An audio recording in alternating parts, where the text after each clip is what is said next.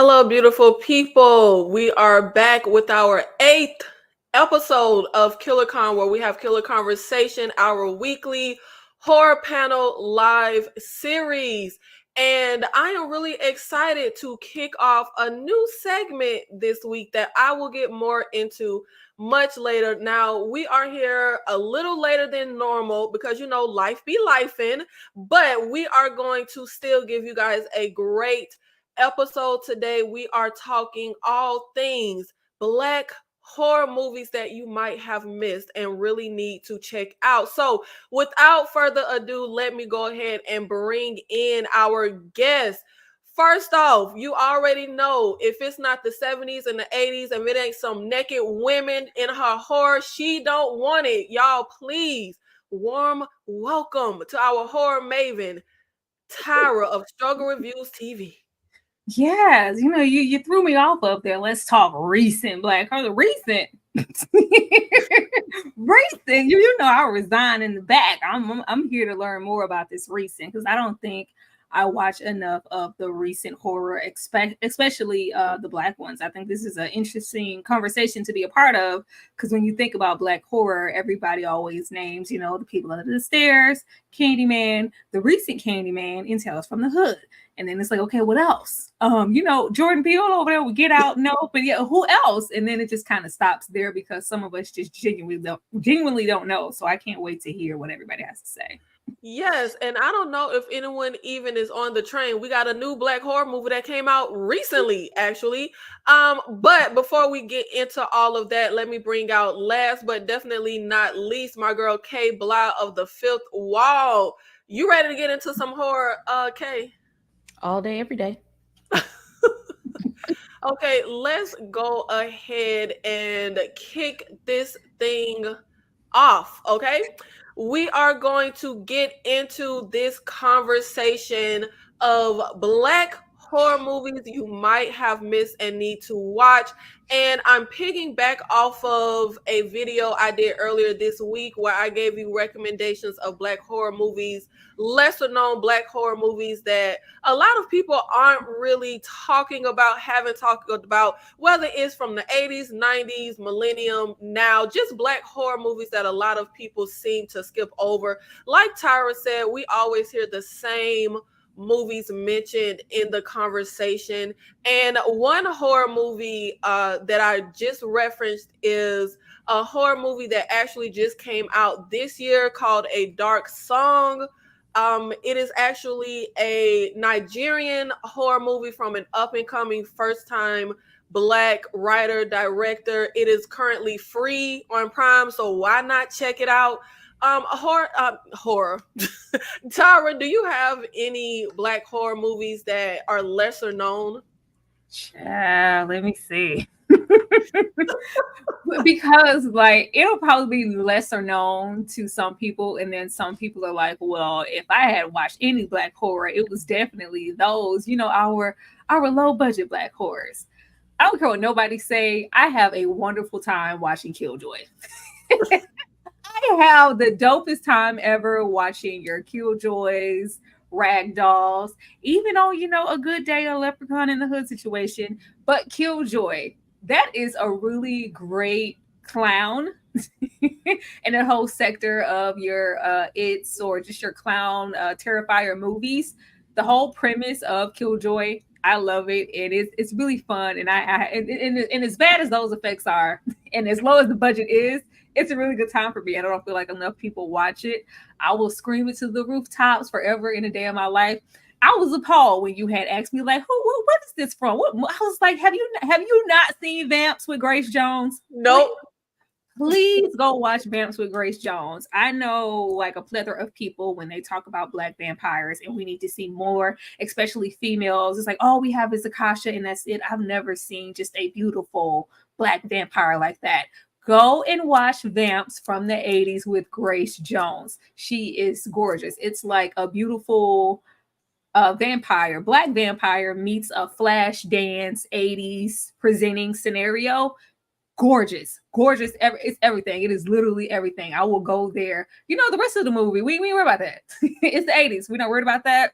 but she is gorgeous, and it's just everything to go and see. Like it's, and then when she's not gorgeous and it morphs into something, and it gives it's in the early stages of Dusk Before Dawn. I'll say that. Let's see.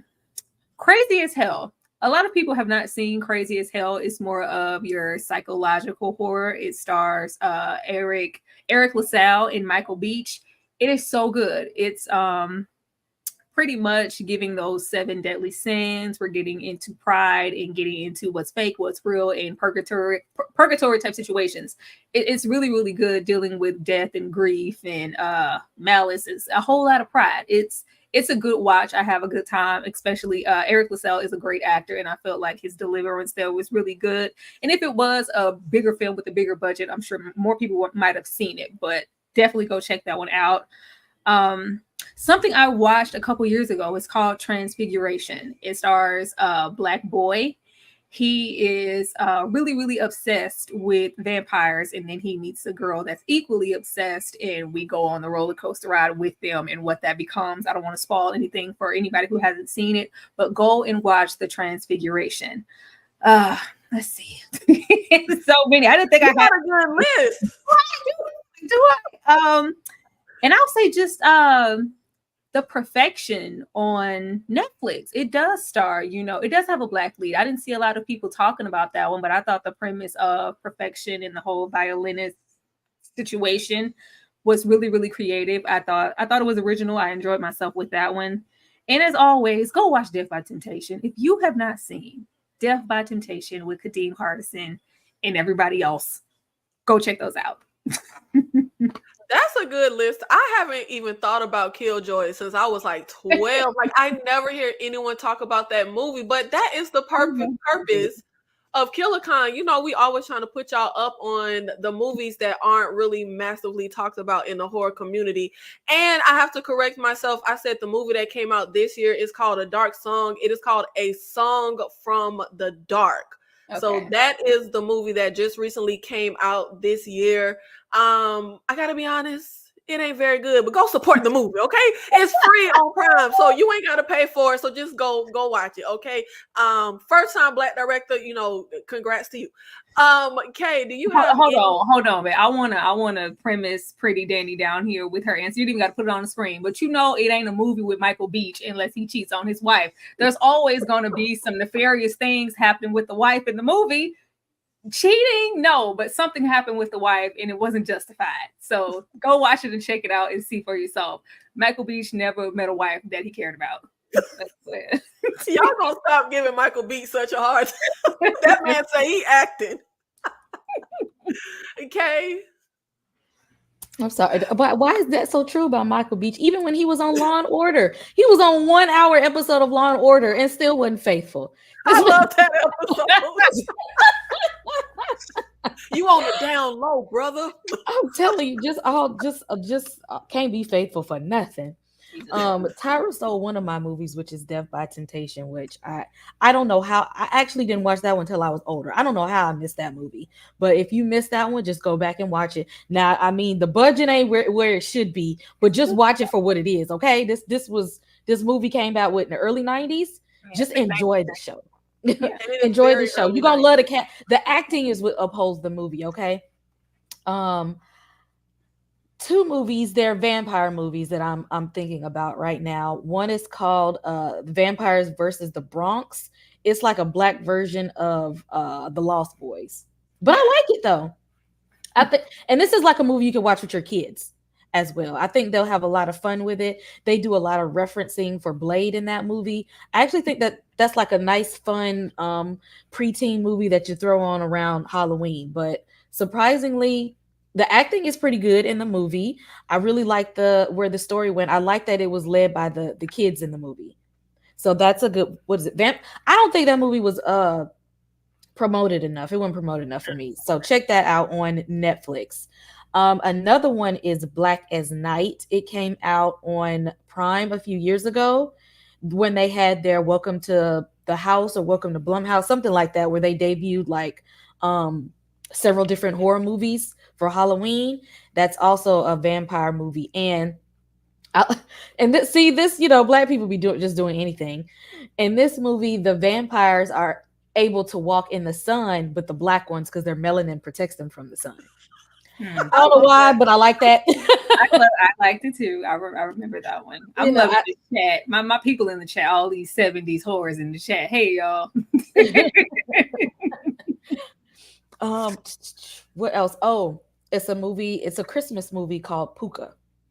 Mm. And I mean, I skipped it a few times until I was trying to get a list of Christmas horror movies and watched it. Basically, this one guy for a Christmas gig takes a job dressing up as this new stuffed and this new toy, and they call it a Puka toy. It's kind of like a Furby stuffed animal, artificial intelligence thing. And so he dresses up as this so he can get a little extra money. But every time he puts on the suit, somehow he gets like possessed or something, and then he like to be, slashing and dashing in this, all of it. So what? The graphics ain't all the way there, but support Puka, okay? It was enough in the movie to keep me somewhat entertained. So you know what? I'm gonna go ahead and exactly. It was enough that you keep wanting to watch what happens next at this point. Just like I don't know why I'm still watching it, but you still watch it anyway because I just had to make it to the end. I had to. So go ahead, watch Puka, y'all, but watch it during Christmas because then you'll be in a Christmas spirit and you ain't gonna care if the graphics ain't what you need it to be, or if it started to get weird at the end. But support Black horror, especially around Christmas, because how many Christmas movies do we have? Yeah. And for good measure, make sure you watch His House and Black Box. I don't hear those talked about a whole lot. His House was really, really good. And Definitely those two, His House and Black. Now those two are good. Black Box and His House are actually really good movies. Yes, and one Black horror movie that I feel like would be really, really great to like remake. I think it is the prime movie where can be done in a fresh way is actually Sugar Hill from the 70s. And Tyra, I know that's your era, so I'm gonna ask you first. Would you be here for a Sugar Hill remake? Hey, Whitey, you and your punk friends killed my man. Check out my review for your Sugar Hills or your JD's Revenge or Blackula or Scream Blackula Scream. I don't want y'all touching them. I really don't want anybody touching them. It's just too much of a chance being taken with people going back to touch something so old and nostalgic and established. They never get it right. Like it has to be the right person. It has to be the right person, the right casting choice. Because even with something like that, people are always thinking about what's bankable. I don't want to see Sugar Hill currently starring Megan Thee Stallion. Like, get it right. I want people to get it right, and I want the movie to be good. But I could see it, but if it's not going to be right, just leave it alone, and I'll just stay in 1974. Yeah, they definitely need to do it right. Do the casting right. Do not cast Beyonce. Like, yes, absolutely. And I will say for the time, the way they did the zombies and makeup, it was actually really good. But I do think it is the perfect movie to be updated. Kay, have you seen Sugar Hill and would you be here for a modern day remake? I'm trying to think if it was a movie that came out a while ago called The Sweet Blood of Jesus. Was that a remake of Sugar Hill? Yeah, no, that's a remake of Ganja and Hess. Yes. Yeah. Okay, I was just gonna say, did it have a remake already? Okay, no. But because I didn't watch The Sweet Blood of Jesus, I just know it was a remake of something. You didn't watch Spike Lee little horror movie? No, I did not. I did not watch that because I didn't want. Sometimes I just don't be in the mood to drag things, and so I said, you know what? Don't even do it to yourself. I feel like I'm with Tyrone. If they do it, they have to do it right. You don't have to go out and get you don't have to put a rapper or R&B star in the movie to get people to come out. You don't have to get C-class actors in the movie because you don't want to pay anybody. If you could do it right with a good director and some good acting to bring people to it, to make them even want to go back and watch some of these 70s and 80s horror movies, then I'm all for it. But if y'all are doing it just to get the check, leave it alone. Let it lie. Okay, so before we move on and get into actually talking about three lesser known Black horror movies, I have a little something for you guys. So we were playing around with a new idea to do a viewer's choice segment. We're going to start with a little segment, and if y'all are into it, then maybe we could do an entire viewer's choice episode. But pretty much, I have a lot of people complaining that we can't get to their comment. And it's like when we're doing a whole structured show, y'all know we already be here for 2-3 hours, and they be backstage mad at me because they baby diaper need to be changed and they don't want to be up here with me all this long time. So we are going to try and implement a viewer's choice segment where I will drop the link, and if you are inclined for $4.99, you can get on with us, and maybe you can ask us a horror question, as many horror questions as you can get out in about 4 minutes. Or maybe you want to hop up on here and play a horror game with us. Whatever you are inclined, or if you are a little camera shy, first of all, your camera can be off and just your voice. But if you're even that shy, you can just do a $4.99 to give us a horror versus you would like for the panel to respond to. But to give you a little more, let's cut to this commercial from King Nikki TV. What's your pleasure, Mr. Cotton?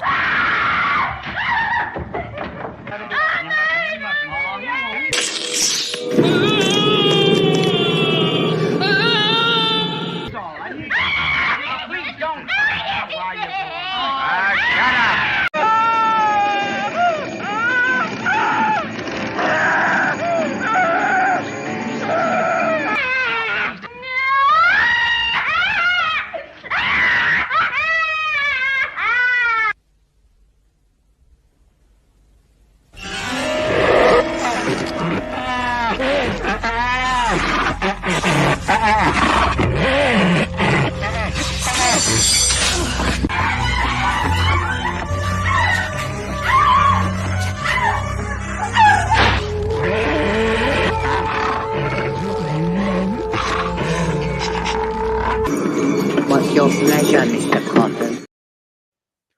So for $9.99, you can have us discuss your horror movie of your choice. $4.99, you can have us do a horror versus or a certain horror topic, or you can hop on with us for the link. And I will drop the link about midway through the show. But if you send a super chat to hop on the live with us, please make sure your name you use to hop on with us matches your YouTube name. Because baby, if you don't match, you're not getting on, okay? And to further remind you of something, okay? Take your best shot.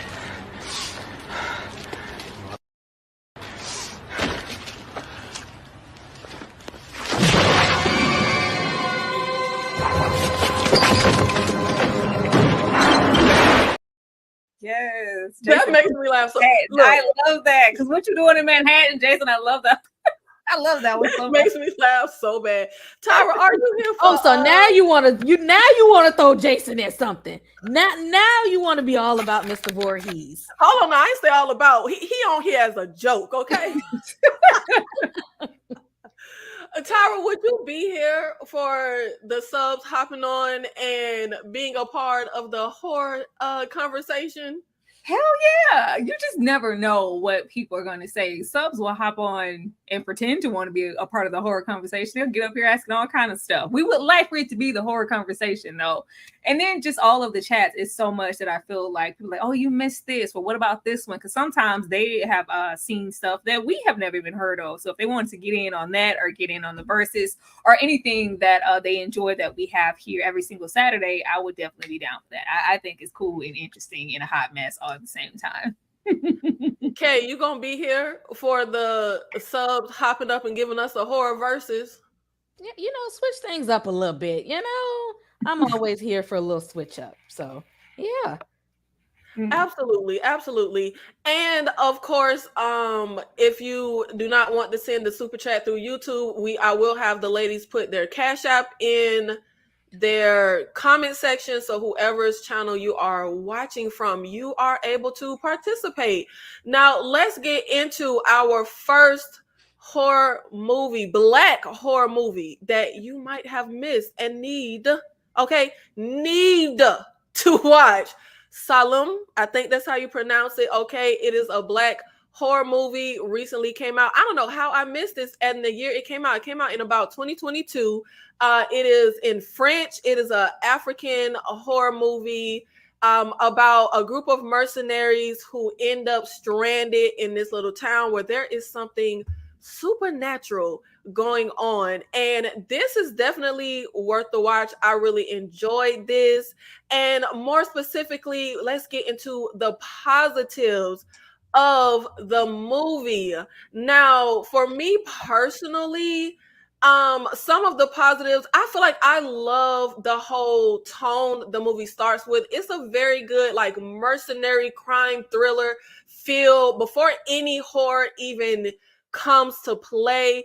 And something else I really like, you know what, Tyra, Kate, we didn't decide, should we do a spoiler filled discussion of these movies or should we do spoiler free?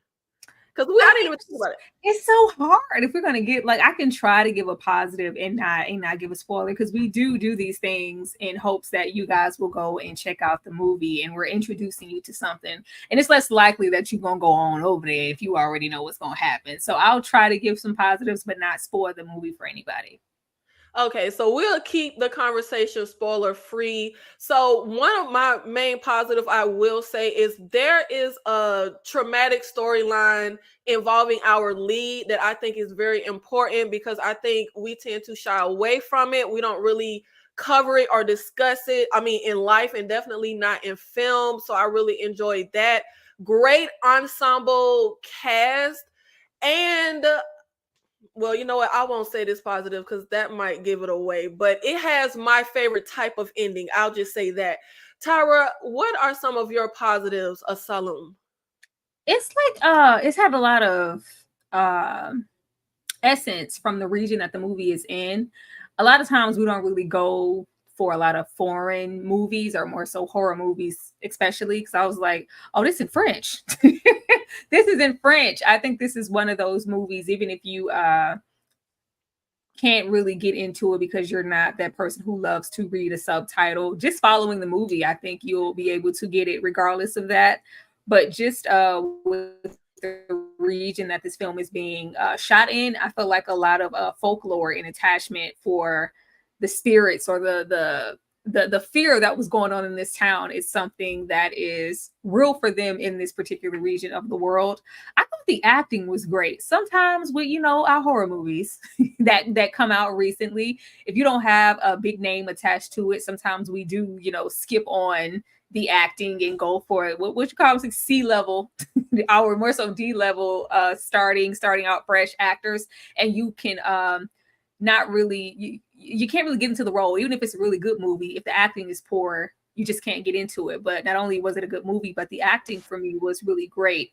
And it also reminded me of Son of the Beast. It's like a horror version of that. If anybody has seen that movie with Idris Elba, it really, really reminded me of that, when we're getting into some things that may take place with young men in that manner that aren't talked about enough, and what it can do to your psyche. And it also gave me a little bit of The Serpent in the Rainbow when we get into the hoodoo voodoo aspect of it. Because, child, once you start blowing some brick dust in the face, I'm gone. Don't blow no brick dust on me. Once we get into that territory and just the allure, I felt like the pacing was really good with the movie. As soon as it starts, it literally gets started and we're dropped into these characters and really getting to know them and figuring them out. So I thought the pacing was great. The production was great. The acting was great. And we didn't stay there too long. It was just long enough. I personally enjoyed the movie.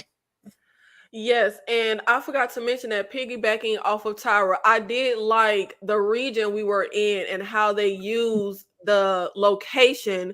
And this is streaming. If you have AMC Plus, you can watch it for free. If not, it is available for just $3 to rent on Prime. Kay, what are some of your positives when it comes to Solemn? I know you're not one for subtitles. Did you think it was worth it getting through, or did you find your dubbed version, girl? I did not. I'm gonna need Shutter to do better with that. Okay, Shutter, I need you to give me subtitles because they be playing with me. But yeah, I was typing in chat.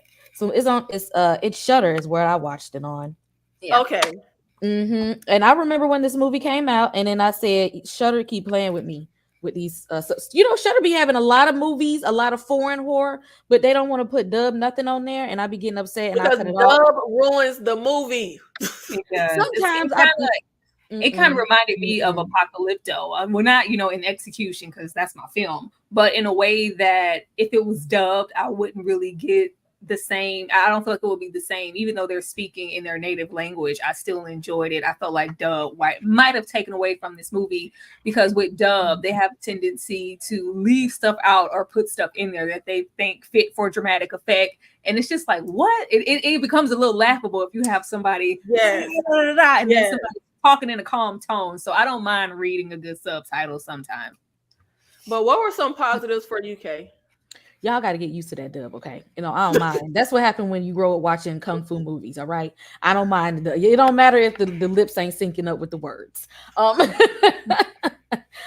I like when a movie starts off and tricks you into thinking you watching one thing and you end up watching something else. I'm a fan of that. I like to think that I'm watching something and kind of like what is that movie? 10 Cloverfield Lane, where I thought I was watching one thing and by the end it became something totally different. So I like that aspect. I like that a story is being told like this supernatural story, but in Africa.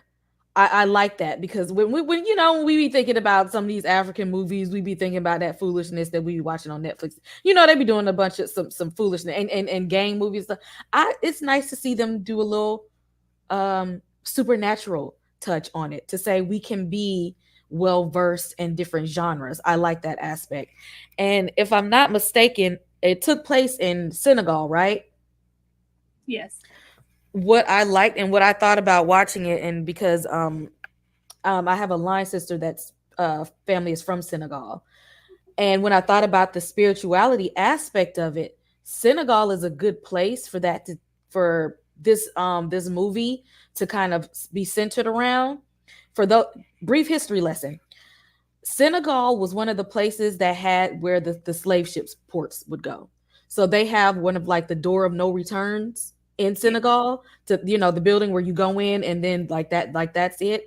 And so I feel like there are a lot of haunted stories coming from that area. So I really think that was the thing that I thought about when the supernatural stuff started happening, is that they have this kind of like horrific history, and when you have like a backdrop of that kind of thing, that sets a good tone for some paranormal activity to take place.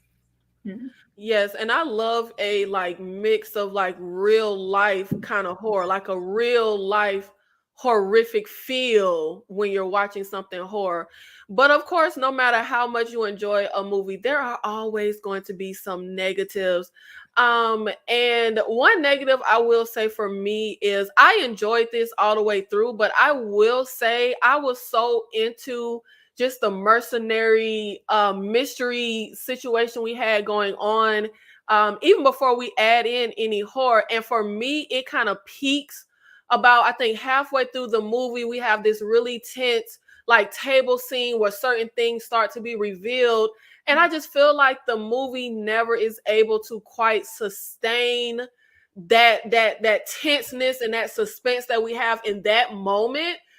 So even though I enjoyed the movie, I just feel like it kind of peaked right there and never quite just picked up for me. Kay, what were some negatives for you? I'm gonna need them to do different with the subtitles. Okay. At one point, y'all had me reading the English and the sign language subtitle. I was like, wait. First of all, I got eye fatigue. It's in the middle of the night, and I got to read the French and the sign language stuff. Hold on now. Now, y'all didn't think about the people who's struggling here with attention span and with vision? It was a lot going on right in that. I'm like, what is happening? I was getting confused really, really fast. Also, I think maybe I wish they would have introduced some of the concepts of what was going on a lot earlier, because by the time the story started to unfold the way that it was supposed to, it was like, oh, it's over. So I wish we could have got some of the ending pushed a little bit more to the front of the movie, though. But all in all, y'all, my eyes was doing crisscross and jumping jacks trying to catch them subtitles and the sign language and the French. It was a lot happening, and then the color, some of it was in the backdrop and the screen, which it was just, I was like, can I change the color of the subtitles? I was struggling. I am about legally blind, and my eyes had no problem reading these We all 4 eyes on this panel page. Y'all, somebody need to be with me. Who else was struggling with them subtitles? No, y'all do not let Kay detour you. This movie is so good. I literally don't even pay attention to the fact that I'm reading subtitles. I was so into the movie. Tyra, what were some negatives for you? Pretty much what you said with the I feel like that big dinner table scene, we should have maybe saved that, because it was so impactful that it was just like, and then once it, we continue on with the movie, especially ending off, you really want something really grand to cap it off, but we couldn't really get past that major moment, even though it was so great. It's right in the middle of the film, so it took some of it off. I will say I did enjoy, for the budget, the graphics and the way that they decided to display the spirit. I thought it was cool. For me, and this couldn't go for anybody else because it's me, it was a little predictable. It was a little predictable. I don't like, but it's from me, y'all. I just be knowing stuff, okay? It be feeling it in my throat, and when it's on the back of my neck, I'm like, I'm gonna follow my first mind. So with a bit of the story, it did get a little predictable for me, because probably, I'm gonna say about 15 minutes in, I was like, okay, I think I know what's, I don't know exactly what's going on here, but I feel like X and B and A has an agenda. So if that's the agenda, then somebody here did X, Y, A. Like, it's just, it'd be clicking on for me. So it did get a little predictable in that sense. But I thought it was a really great movie and really worth watching if you are willing to sit through some subtitles or a foreign language film. It was really great. And it was black. Everybody was black. That was a positive. Everybody was black. It was a bunch of, everybody was black, and it was one Mexican man. Everybody else, everybody was black. I will say that it was really wonderful just to see a full black cast, and even with the Senegalese and the whole territory, I love seeing these black people speaking French. I was like, all right, I'm here for it. I'm having a good time with it. We don't see an abundance of black people enough on screen. Their native language is actually a blend of French and like the African dialect, and they call it Wolof. And you know what? This is why I love watching foreign films, especially because I'm just an ignorant little country girl. Tyra texted me and said they speaking French. I said, I thought they were speaking African. Baby, I didn't know what. Yeah, it's a mix of it that they do there. It's a lot of French, though. I was like, this is French. Mm-hmm. But see, it introduces you to new stuff. So now I know, hey, I've been, introduced to, some things, okay? Educating myself through the movies. And now we are going to give you guys our overall thoughts and rating. You know how you do 1 star, 5 star? We're going to give it 1 knife or 5 knives. And my overall thoughts on Salem, I definitely highly recommend it.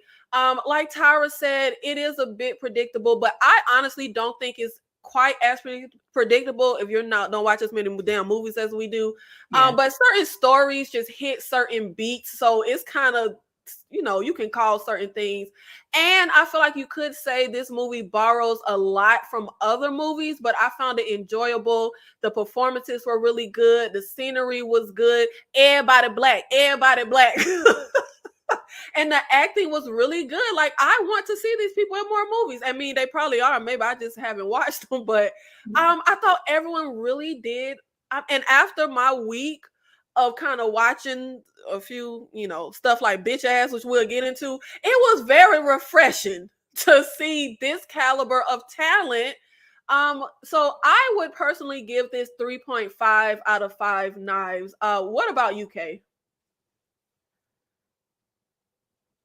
Oh, are we doing a rating scale of 5? I thought we was doing a rating scale of 10. Oh, dang. Let me readjust my brain. I guess You your know, eyes were still flubbing when I messaged you and said 5.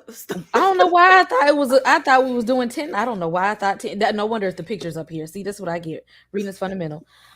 You know what? It would have been a bit higher for me if they had a dub version. You don't know how many times I had to rewind this movie to catch it, okay? Because I looked away or I couldn't see straight or I get my attention was somewhere else. So next time I'm gonna need y'all to have an English dub version. I know y'all can do it. Let's get it there. Shutter, make it happen. So I'm gonna give it a 3 because it should have had English dub. You know what? I cannot with you. Oh, the time. She an ADHD baby. I too, I'm gonna give it a 3 situation just because if I know what's coming, then I don't get to enjoy the ride as much as I want to. So I'm definitely gonna give it 3, but it's still really, really worth watching. And just that last scene when old dude came up out the water, I was here for that. I was here for that. I like Now, that. Tara, this supposed to be spoiler free. Why you saying that? Oh, it's fine.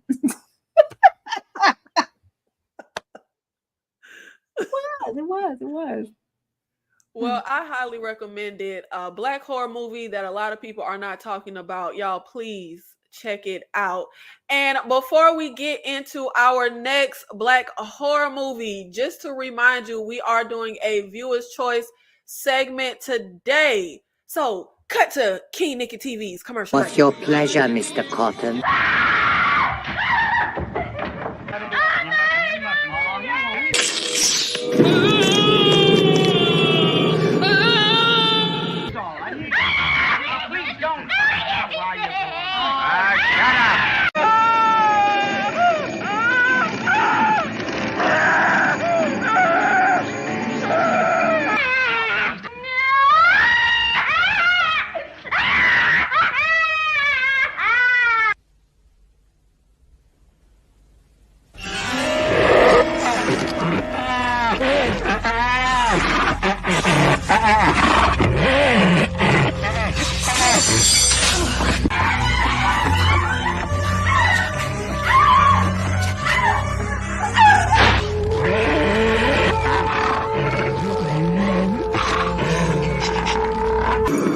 What's your pleasure, Mr. Cotton? All right, we already got some buyers in the chat. That's what I'm talking about. Come on down. Love to see y'all. Now, you have different ways that you can be involved in our viewers' choice segment. If you would like to, I will be dropping the link midway through. And for $4.99, you have 4 minutes to either give us your horror verses you would like for the panel to go through, or your horror question, conversation about horror you would like for us to have. Or you can just simply send your verses or your horror question in your super chat for $4.99. And $9.99, we can discuss a horror movie of your choice. And now let's get into Overlord. Now, this is a movie I have talked about on my channel maybe 3 or 4 times, but any chance I get to praise this movie, baby, I will do it, okay? Because I do not understand why this was not the biggest movie of the year. I do not understand why out of all the horror channels that I engage with, no one talks about this movie, and it is such a gem. Overlord is pretty simple premise. You have a group of American soldiers who are tasked with taking down a radio tower in, we got to fight against the Nazis, okay?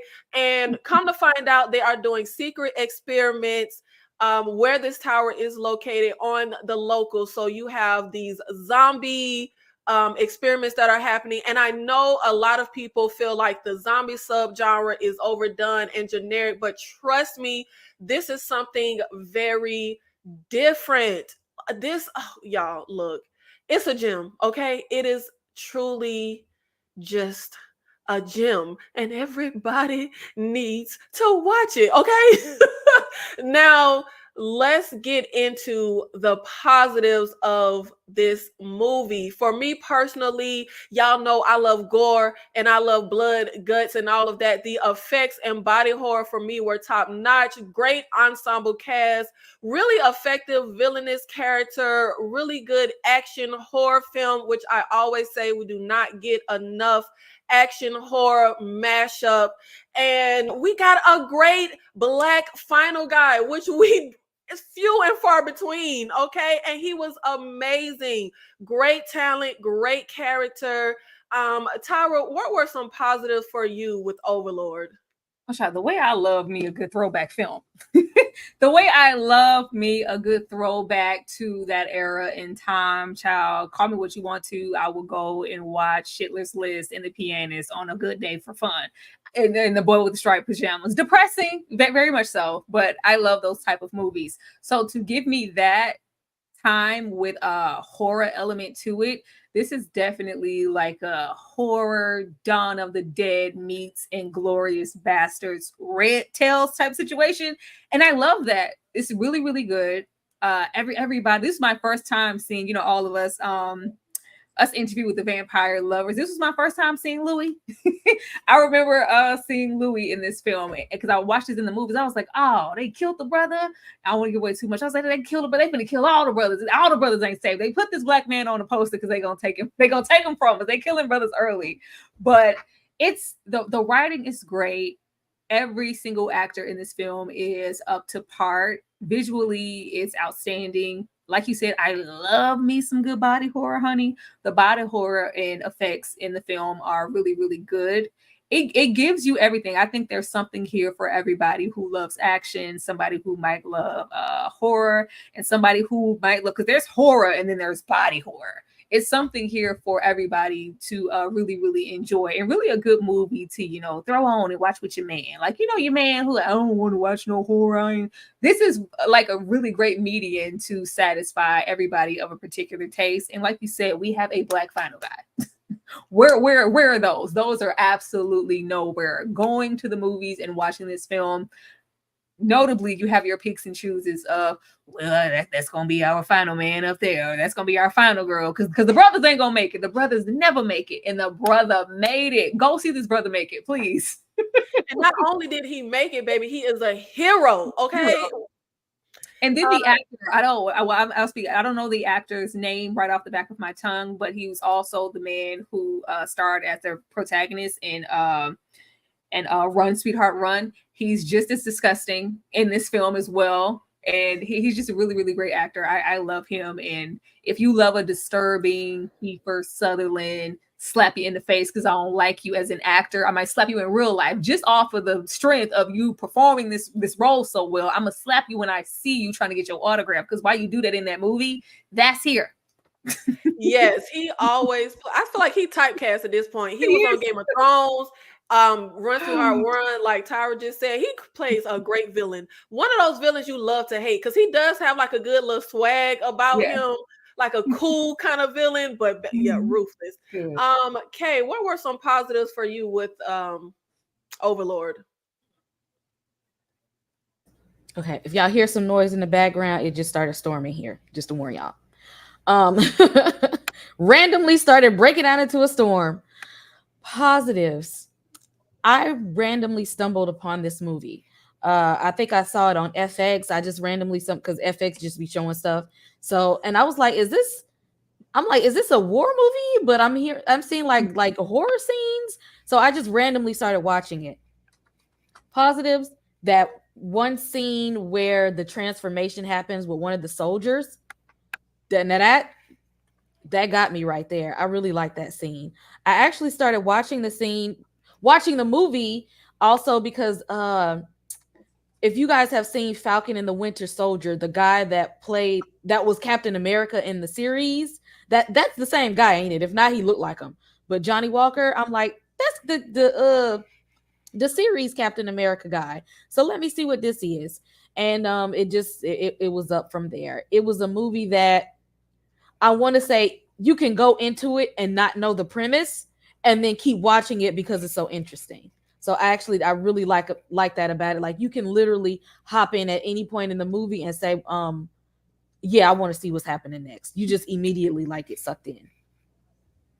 And as usual, no matter how good a movie is, there are always negatives. And my number one negative is giving Bokeem motherfucking Woodbine that little penny ante role. Put some respect on his name. That pissed me off so bad. But I honestly got no other negatives. Okay. Kay, what were some negatives for you with Overlord? some of the scenes were a little dark, and I could see what's going on. You and your eyes. Oh, like what? Like where is the light in this scene? I also feel like they spent too much time. I don't like too many skeptics in movies. Like if somebody tell you that they experimenting and that zombies is coming out, I need you to believe them on this instead of worrying about torturing people. Like the mission that y'all came for, let's abandon that. We have a new task at hand. So it just irks me when you have to convince skeptics and things. That is really bothersome. When you see people panicking and it's with some science fiction-y type stuff, let's switch the plan. The original plan, it ain't working no more. Switch it up. Oh. You know what? I need you to do something about you. If you don't get LASIK eye surgery or something, child, because you can't keep knocking the movies because you can't see. It is not my fault that some of them scenes was too dark. I thought it was well lit. The only like con I have for this movie, there are some pacing issues. They could have shaved down maybe 20 to 30 minutes on the running time. We do spend a lot of time just foddering through, and it's a lot of character developments for you to care for, like maybe the small children or the female in the film. And you know, we always got to chase a white tea woman. That's always there. But you know, I'm not mad at that. I'm not mad at that. I like this white tea woman. She was helpful. She was down for the cause. But there is a sense of it needing to be a little bit shorter on the running time. But other than that, yes, when they hit off Bo Kim, I was like, not Bo Kim. They hit Bo Kim. They didn't took old Louis. The black people aren't saved. They set the standard for us to think that they was gonna take the brothers, but they left a brother for us. And I will say my overall thoughts are go watch the mother effing movie. It needs to get a lot more recognition. I just really don't understand.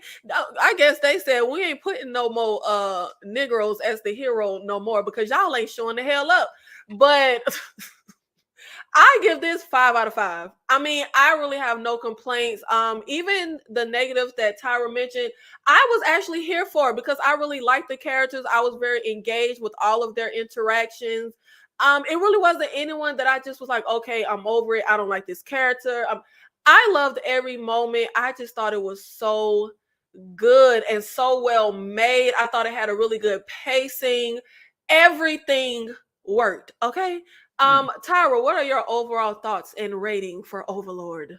I gotta give Overlord 4. It would have been a solid 5 because I was here for the characters, I was here for the transformations, and I'm always here for a disgusting guy. The lead, our lead guy who's always given a disgusting role, he was giving me that gentleman who stars as a lead in The Shape of Water. Just always just a despicable human being. Why you gotta be like this? But it's just that pacing, it begins to weigh on you to where you're like, oh, we're still here. We really could have gotten rid of at least 20 minutes. So I have to give it 4. Outside of that, go watch that brother stay alive. Watch that brother stay alive, please. And be a hero, please. It's worth it. Okay, what are your overall thoughts and rating? I really feel like this movie should have been advertised more because it was really good. Like I would have, if I'd have known about the movie, instead of stumbling upon it, I would have searched this movie out. Like I really wish I would have heard about it so that I could have like talked about what, like recommended it. So I'm actually glad you brought this up. This movie is kind of underrated. Yeah. Like I don't really hear people talking about it in the way that it should. I wish that they advertised this one more because it was a really good movie. It looked like something that people should have had conversations surrounding, and they weren't. But this was really good though. No, I remember leaving the theaters and I was like, oh, this is because I remember it was failing at the box office, but I was like, okay, this is gonna be that one that's that cult classic. I don't even think it's reached, cult classic status. Nope. Nobody talks about it at all, which is sad. Very, because they did their thing. I feel like they had a budget. Everything was so good here. And before we get into our next movie, don't forget. Take your best shot.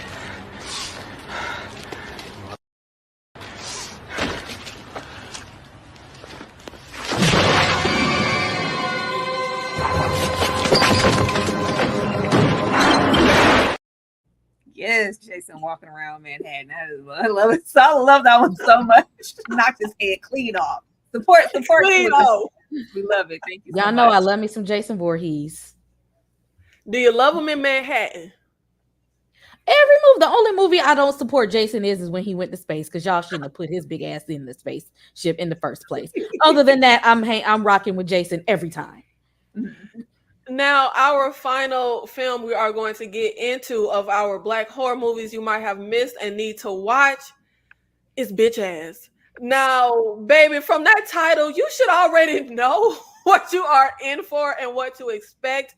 I did cover this on my channel when it came out. Y'all know I be scouring for for movies, baby. I did not hear anybody talking about Bitch Ass. I have yet to really hear anyone talk about it. So it is fitting, okay, very fitting for this list. Now, y'all, the movie called Bitch Ass, okay? Getting into the positives, I feel like, okay, first of all, this is a film where they say this is about the first masked Black serial killer. And going off my memory of horror movies, I don't recall a masked Black killer in a horror movie unless I'm forgetting someone. But it pretty much plays as a so good it's bad kind of film. Y'all, the movie, first of all, congrats to them people for what they did on this little budget. If I remember correctly, I think it was a budget of like 30,000. So yes, that's the praise I'm gonna give y'all. But this movie is terrible. It's not a very well made movie. The kill scenes, the little game, because it's played very much as these killer games, kind of like Jigsaw. Y'all, those gameplay sequences, they have this Rubik's Cube effect they do when scenes pop up. It looks so cheap. It looks terrible. Like all of just the creative ideas, y'all, they bad. They are so bad. There is an opening scene. Kay just did her video on the best opening scenes, and baby, this would make the worst opening scenes. It is such, all I can say is it's such a joke, but I do have fun with this movie. Like I said, it is a so bad it's good. Y'all go support the Black movie. Tyra, do you have any positives? Oh, and I forgot my one positive. There is a character who was the only person in the movie who could act, the one playing Spade. Tyra, did you have any positives? I mean, not really. And it's not because this isn't a well-made film. My issue with Black horror is because it's Black horror and it seems like we have whatever, that's a tenth of the budget of most movies. It's fine, but there seems to be a tendency, just because it's Black folks and it's Black horror, it needs to be centered in the hood. Somebody's always robbing to get a better way out. We gotta go rob. We gotta rob and sell these drugs because we got to get out of these circumstances. There's always that lingering over the film, and then that kind of just takes it away. And I feel like we get so much of that with it's either this premise or it's the same premise in an anthology, and then we get Snoop Dogg's, hood horrors or Scary or Die, or those the Tales from the Hood sequences, which what can I find for now, this? Tyra, that's for the negatives. We talking about positive. I'm trying. Like I just really, this was a tedious watch for me because I'm really over the. Just because we are lacking in budget, we have to center it around hood and struggle and we gotta get out the trenches. I gotta steal something. I'm sick of that. Tony Todd is here. I'll say that. I love a good, I would wish that they quit dragging Tony Todd into these horror movies. Tony said, I'm worth the check. Okay. If the check clears, I'm gonna be there. They love dragging old Tony Todd into a sorry premise. But he's here, and I'm here for him giving me all of the Tales from the Crypt intro energy that you would love. I thought the premise of a hood adjacent Jigsaw premise was, decent enough. It was cool. I would never watch it again. Well, at this point, I've seen it twice. I saw it when it came out, and I talked about it, and then I actually rewatched it earlier today. Be fresh in my mind for this. But guys, do not forget, we are doing our Viewers Choice Edition segment today. If you would like, I am about to drop the link. If you send your $4.99, make sure your name on YouTube matches the name you use when you sign up to come on screen with us. You can ask us a horror versus, a horror question. If you would like for us to talk about a certain horror movie, that's $9.99. And let's get into my commercial break. What's your pleasure, Mr. Cotton?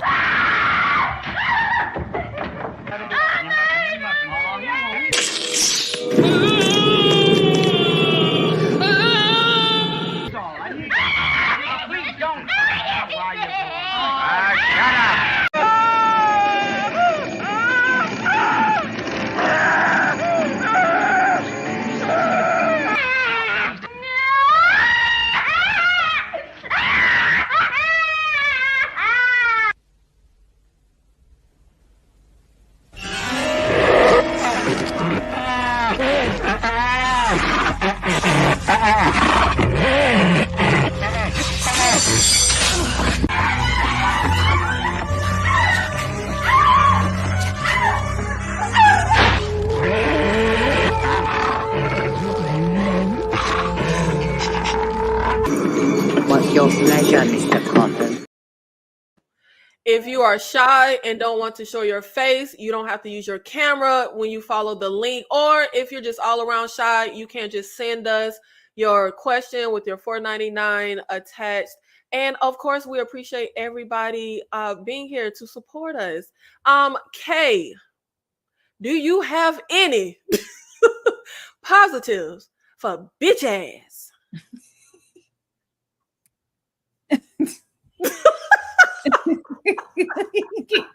You know, how much did they pay Tony Todd to do? You know, you said The positive. whole budget for the movie went to Tony Todd. Because I'm like, okay, I mean, okay, I see, okay, I get it. We're gonna start like an anthology, but like, are they gonna make any more movies to like convince me that it's gonna be a thing? I ain't seen bitch ass 2. Yeah, the premise is there for this to be the first installment. So you would think that. Yeah, okay. So you know, okay, I do have some positives. I thought about it was a little mix between Saw and Alice in Borderland. I wasn't mad at the games. I wasn't mad at them. I liked the games. That, I mean, it was low budget, but I liked it.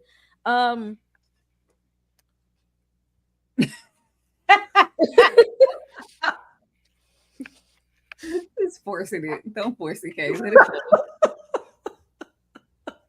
I like that old boy got to go to college at the end. You're here for that. Hood fairy tale. You're here for those ill-gotten gains, Kay. Baby got to go to college. That's right. He made it. I said, now, all right now. All right. Now, why she didn't go and drop him off at the school was what was bothering me. Why you let your son just drive to college by himself? But I guess that's a conversation for another day. But he went to school. Made it out the hood. Negatives for bitch ass. Everything. It's a bad movie.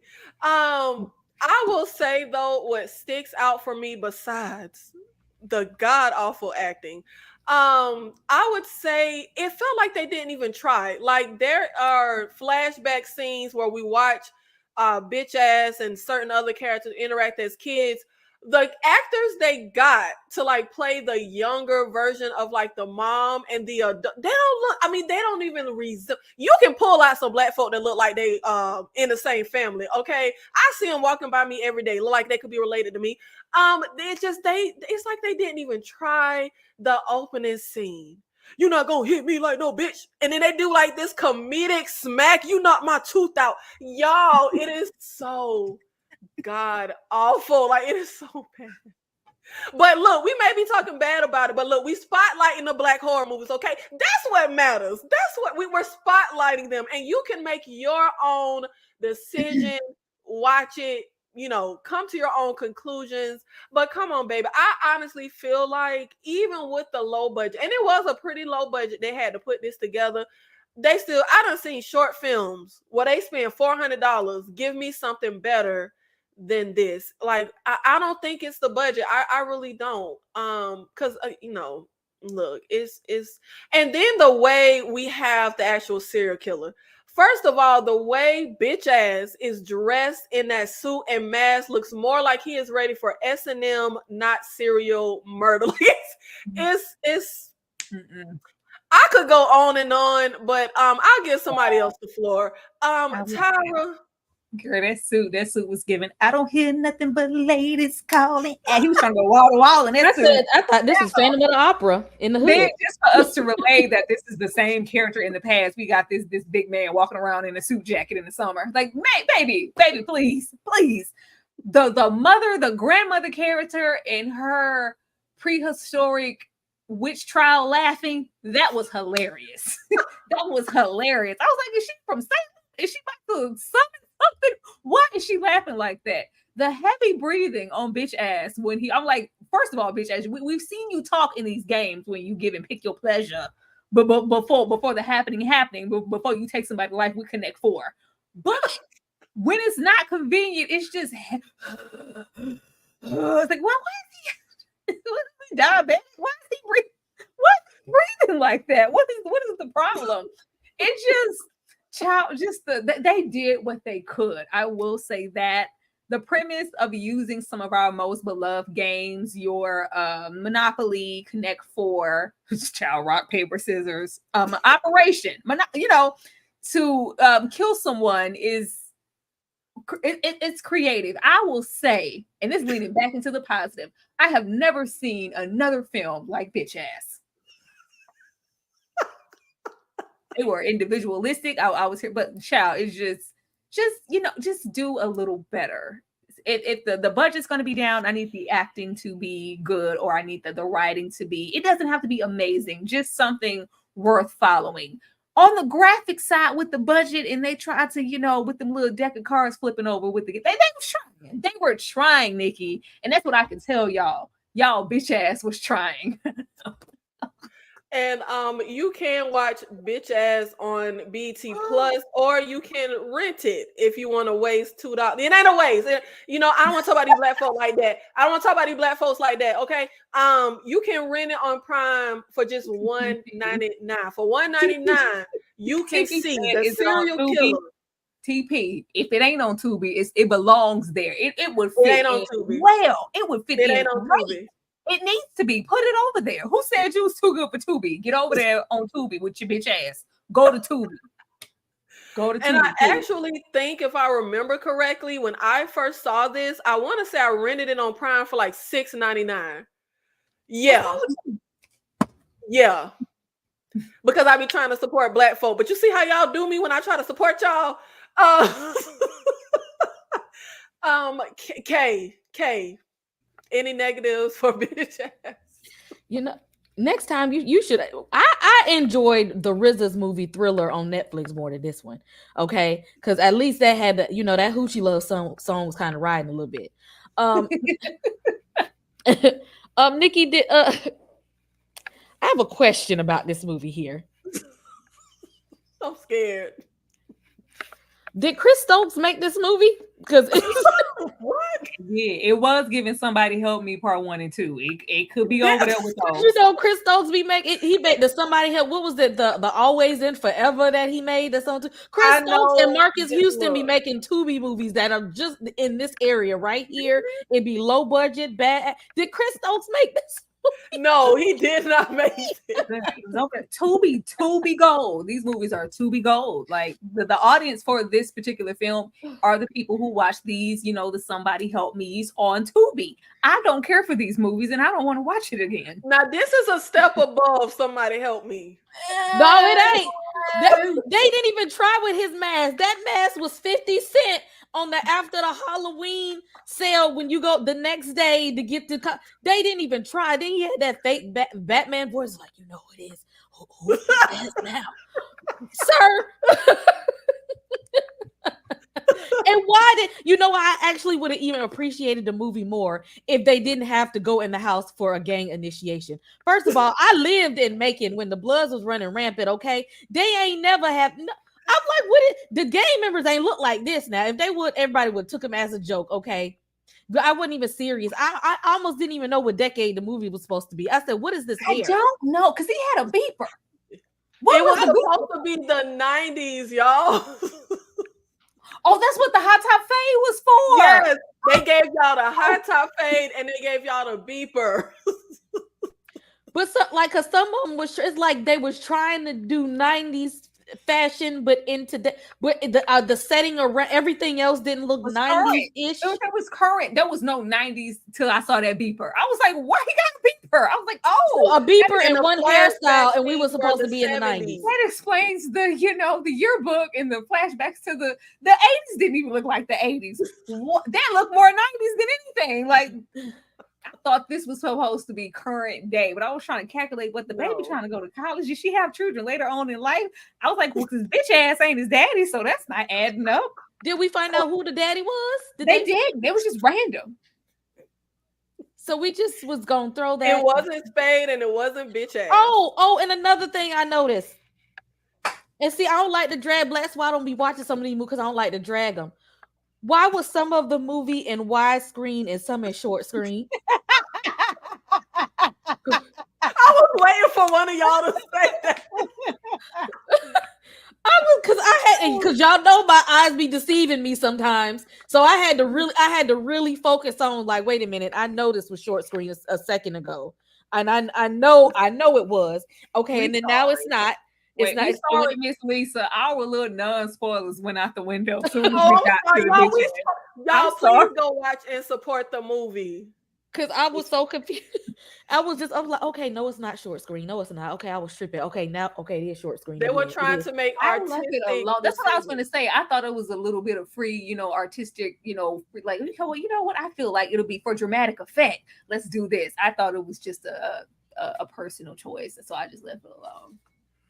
So, Kay, yes, y'all didn't appreciate the scene, the flashback of bitch ass Cecil before getting his face sliced. Oh y'all my God! Wait a minute. Why was he slashing and dancing? My boy was.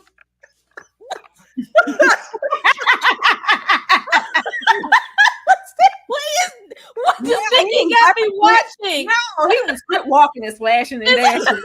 Then we cut to the body, and it's like they took some blood and went. Like, all that dancing he was doing with that razor blade, he should have been dead, but he had like a splash. I said, Nikki, I don't trust you no more.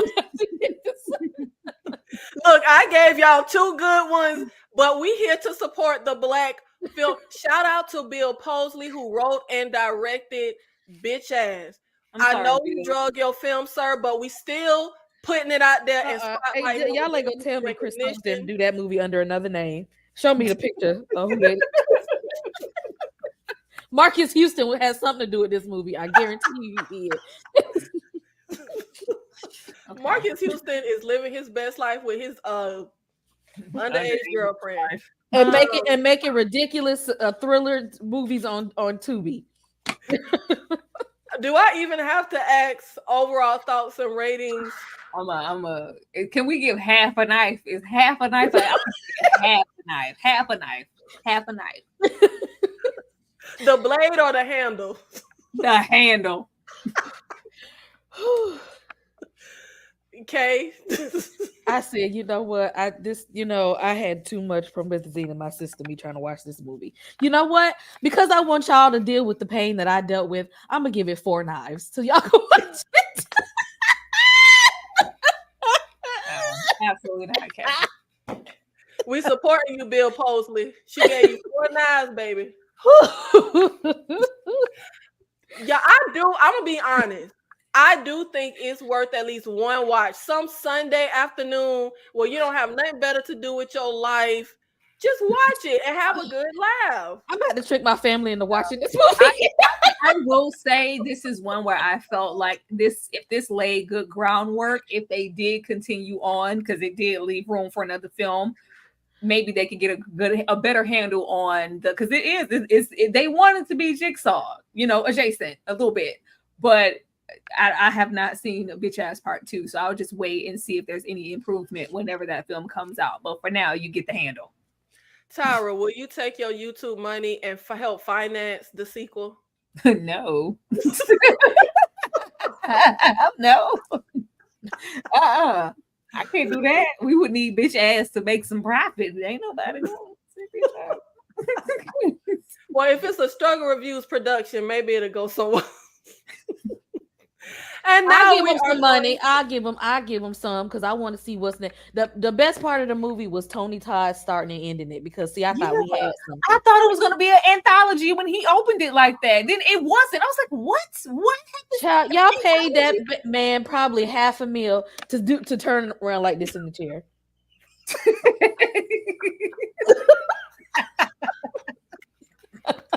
Tony gonna get that coin. You know what happened? I don't care if it's horror and they giving Tony a coin. He gonna show up as a jester, a figment, a corner, a roller coaster. I'm about to tell my sister to watch this right now because she always asking me for movie recommendations. I'm about to tell her to watch it. A preacher, a shop owner. Tony gonna show up if the check is there.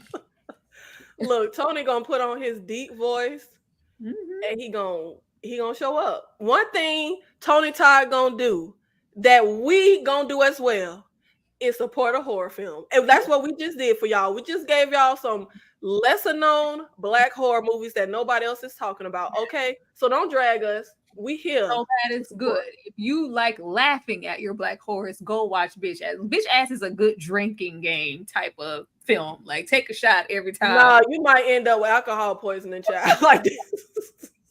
But we did give y'all two really solid, actual good Black horror movies, okay? But you know I had to throw in Bitch Ass. Nikki, I said I will not listen to you again. Now hold on now, because I gave you two good ones. How you gonna not listen to me because of this one? I can't wait. When we do this again, I want give me something else, please. I don't want no bitch ass. You should have warned me. Warned from a me. Movie called Bitch Ass. Hey, I've seen less. Like even with the hood-ish premises, like I thought with Tony Todd opening, I was like, okay, this is gonna be like the horror Black noir film, that anthology that we got that wasn't, bad. I enjoyed some of the anthologies there. When that happened, I was like, oh, okay, Bitch Ass is just one. We're not gonna spend too much time with his bitch ass because we have many here because it's an anthology film. It was just him. I was like, oh, there we go. That's your token there. What's his name? Bob, Bill, whoever did this. This would have been a perfect, bit part for an anthology and to move on to something else. This is not good for an entire, hour and a half film. It's just not. Sorry. Yeah, I don't know why it wasn't an anthology. But one more reminder for you, because I just love to look at this. What happens if you do not support or die? Take your best shot.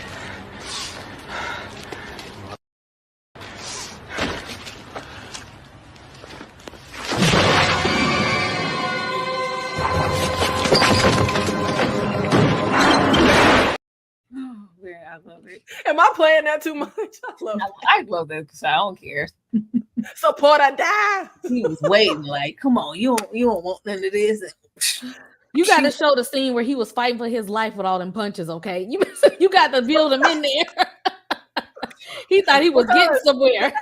I'm just trying to get the point across. Support or die. I don't need to see you doing your little punches. Swinging and missing. But we are going to get into our horror trivia. Oh, Lord. Dang, pray for me, honey. I'm going to do what I can. Are y'all ready? Yes. Are you sure? No, I didn't say I was ready. I'm gonna let you know right now. I don't even know what's happening with life right now. I'm just here. Tyra, tell me who said this quote and in what movie. I'm not killing people, I'm killing boys. What?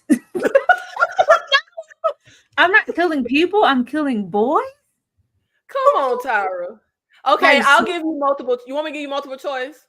Please. Okay, multiple choice would be either Jennifer's Body, Ginger Snaps, or Jawbreaker.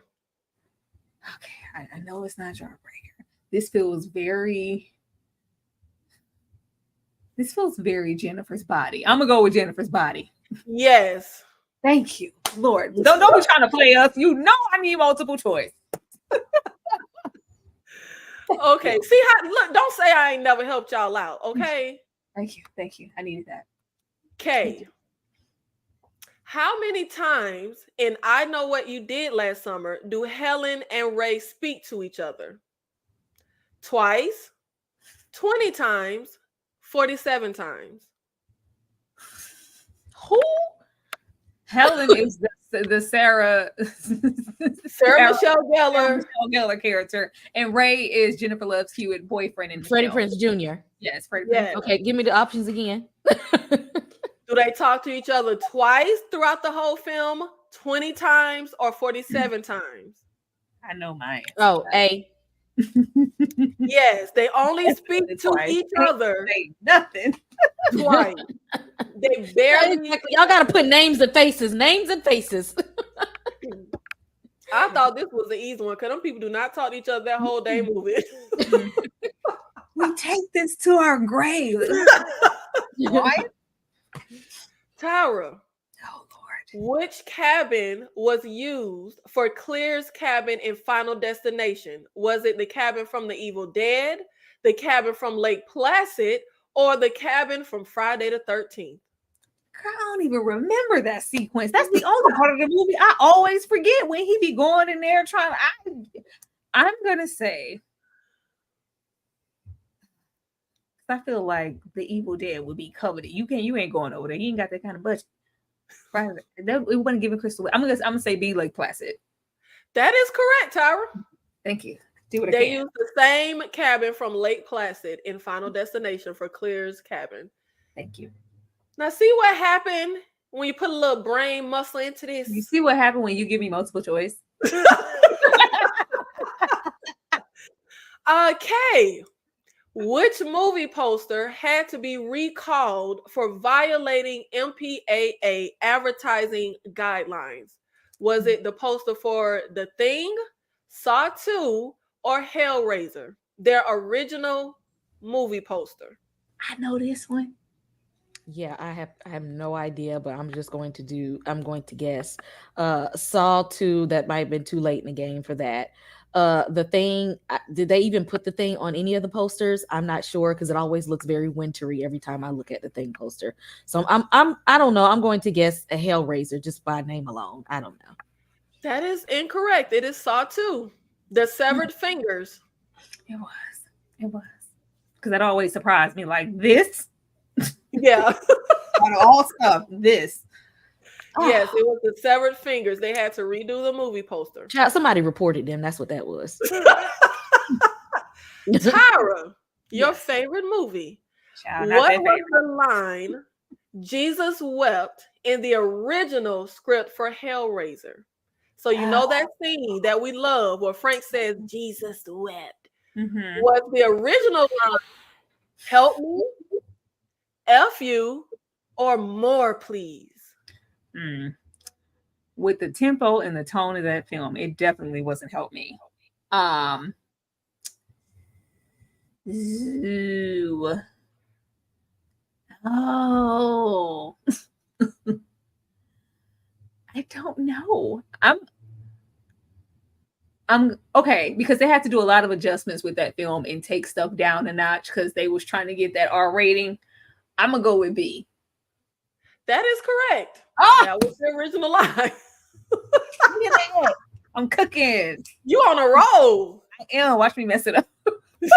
But I feel like sometimes that stuff works because Jesus wept is a much better line for that scene than F you. It is. There was a lot of stuff in that film they had to take out to get that R rating. And it's like, all right, you know how they get in negotiation. You can get 2 FU bombs, not one. When you don't take that one, then you can't have the R rating. So I was like, gotta be B. And guess what you don't get, Tyra?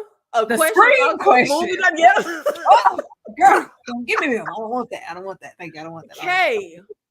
Which Scream character had a longer, more graphic death in the original cut of the movie? Was it Kenny? I know you don't know names, so that is Gail's cameraman. Tatum, Sydney's best friend, or Dewey? I know you know Dewey, child. The original cut of the film. Yeah, I have no idea. So I don't even remember who Kenny is. So I'm just gonna say B.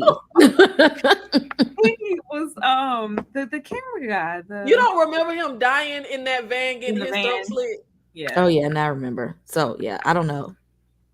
B. Well, I don't you know. said B, and that is incorrect. It was Kenny. It was Kenny had a much more longer and graphic death scene, but due to ratings, they had to change the original cut, and he just gets his throat slit. That's why I don't remember him. Easier for audiences to swallow. Tyra, Yes. are you going to end this on a high note? Oh no, because what is this? Which actor was originally offered Justin Long's role in Barbarian? Zac Efron, Michael B. Jordan, or Josh Hartnett? Oh, I just don't think they would have even talked to a brother. So I'm gonna cancel Michael B. Jordan out right now. And Justin, he came in kind of. Oh, Josh Hartnett would have been everything, but Josh don't be coming outside like that often. But that could have left room for him to say no because he don't be outside like that. Oh, I don't know. Now you're gonna mess up my straight. I'm okay. Well, because the premise of Barbarian, you would need somebody that gives that kind of unambiguous, like nice guy look, but he's really a a-hole. And sometimes Josh could be a little on the nose. I'm gonna go with Zac Efron. That is correct, Tyra. You got every single question right. Tyra being cheated. She looked at my scorecard. I am not. Dang it. And nobody's here to see it. There's not a fourth here to see my victory. Y'all go off in the chat. I ain't never got them all right. Yay. And Tyra, I'm so sorry. I missed your super chat. Do you want to read your super chat from Dane C? Thank you so much, Dane C, for the $2. Did you see me, Dane? I'm cooking. What movie catalog Nikki gonna pull from the red box? Did you know she loves a red box Shutter Tubi movie? It was bitch ass. Today it was bitch ass. Thank you, Dane. I be in the crates, okay? I be in the crates digging for horror movies. All right. Thank you so much, Dane C, for supporting our girl Tyra with the $2 super chat. And just a reminder that we are doing our viewers' choice edition segment. Okay. What's your pleasure, Mr. Cotton?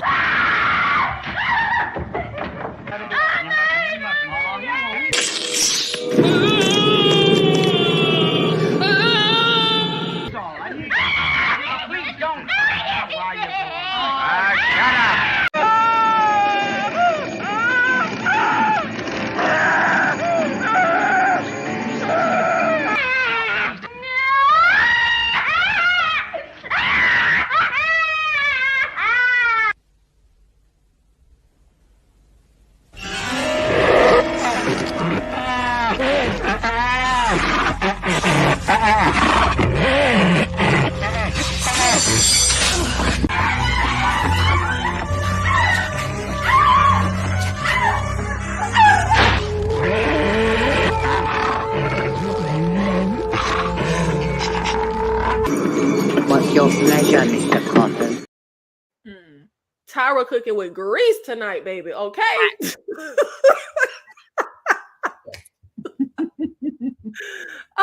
Oh shoot, I had enough. Well, I thought that was the end.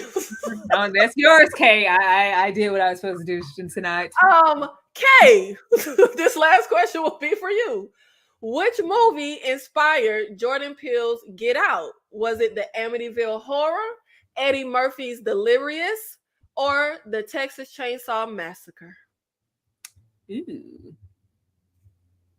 Which movie inspired Jordan Peele's Get Out? Yeah, I don't know any of these. A.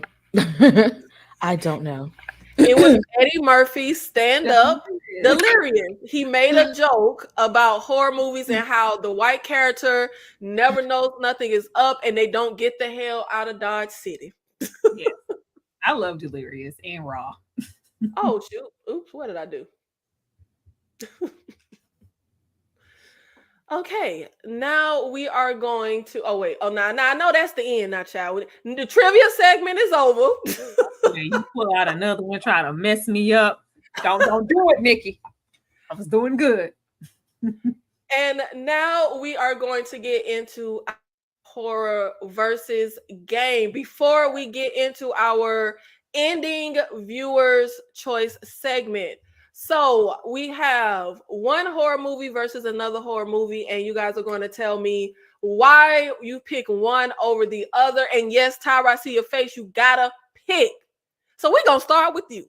A Nightmare on Elm Street versus Nightmare on Elm Street 3 Dream Warriors. Why would you do this? Because I like to see y'all suffer. This is so messy. Like, these are both the best, along with A New Nightmare. These are the best films in the franchise, like, period.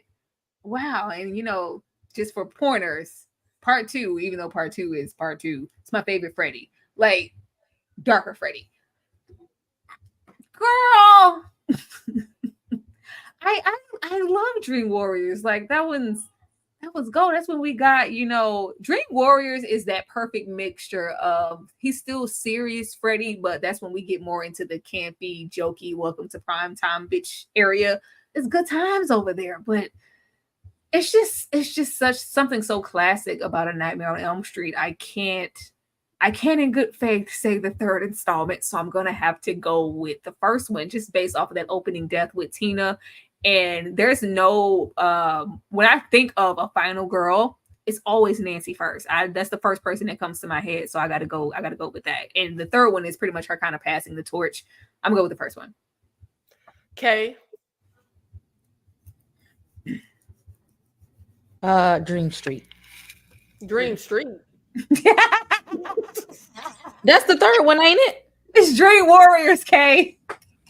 Where I get Dream Street from? Girl, who knows? I just made a whole new movie. Wes Craven. Yeah. Look, I done made it. Look, you know what? That sounds like a good time. But that sounds like Are a you good talking title, to don't Wes Craven in his grave? Why is you saying Wes Craven? Because I feel like. So hold on. I feel like that was the name of one of his movies. So Freddie ain't never made no movie called. Okay. There's Dream Child. Maybe you think about that one. I feel like it was one. I feel like that was one of the movies. It wasn't Kay. Hey, you better took something more than allergy meds today. What did you take? Y'all know the movie that I'm talking about, the third one when they was in the mental hospital. That's This is that one, Kay, but it's Dream Warriors. So I ain't the only one who called it Dream Street. Somebody put in the you comments are if the you got only this one. one.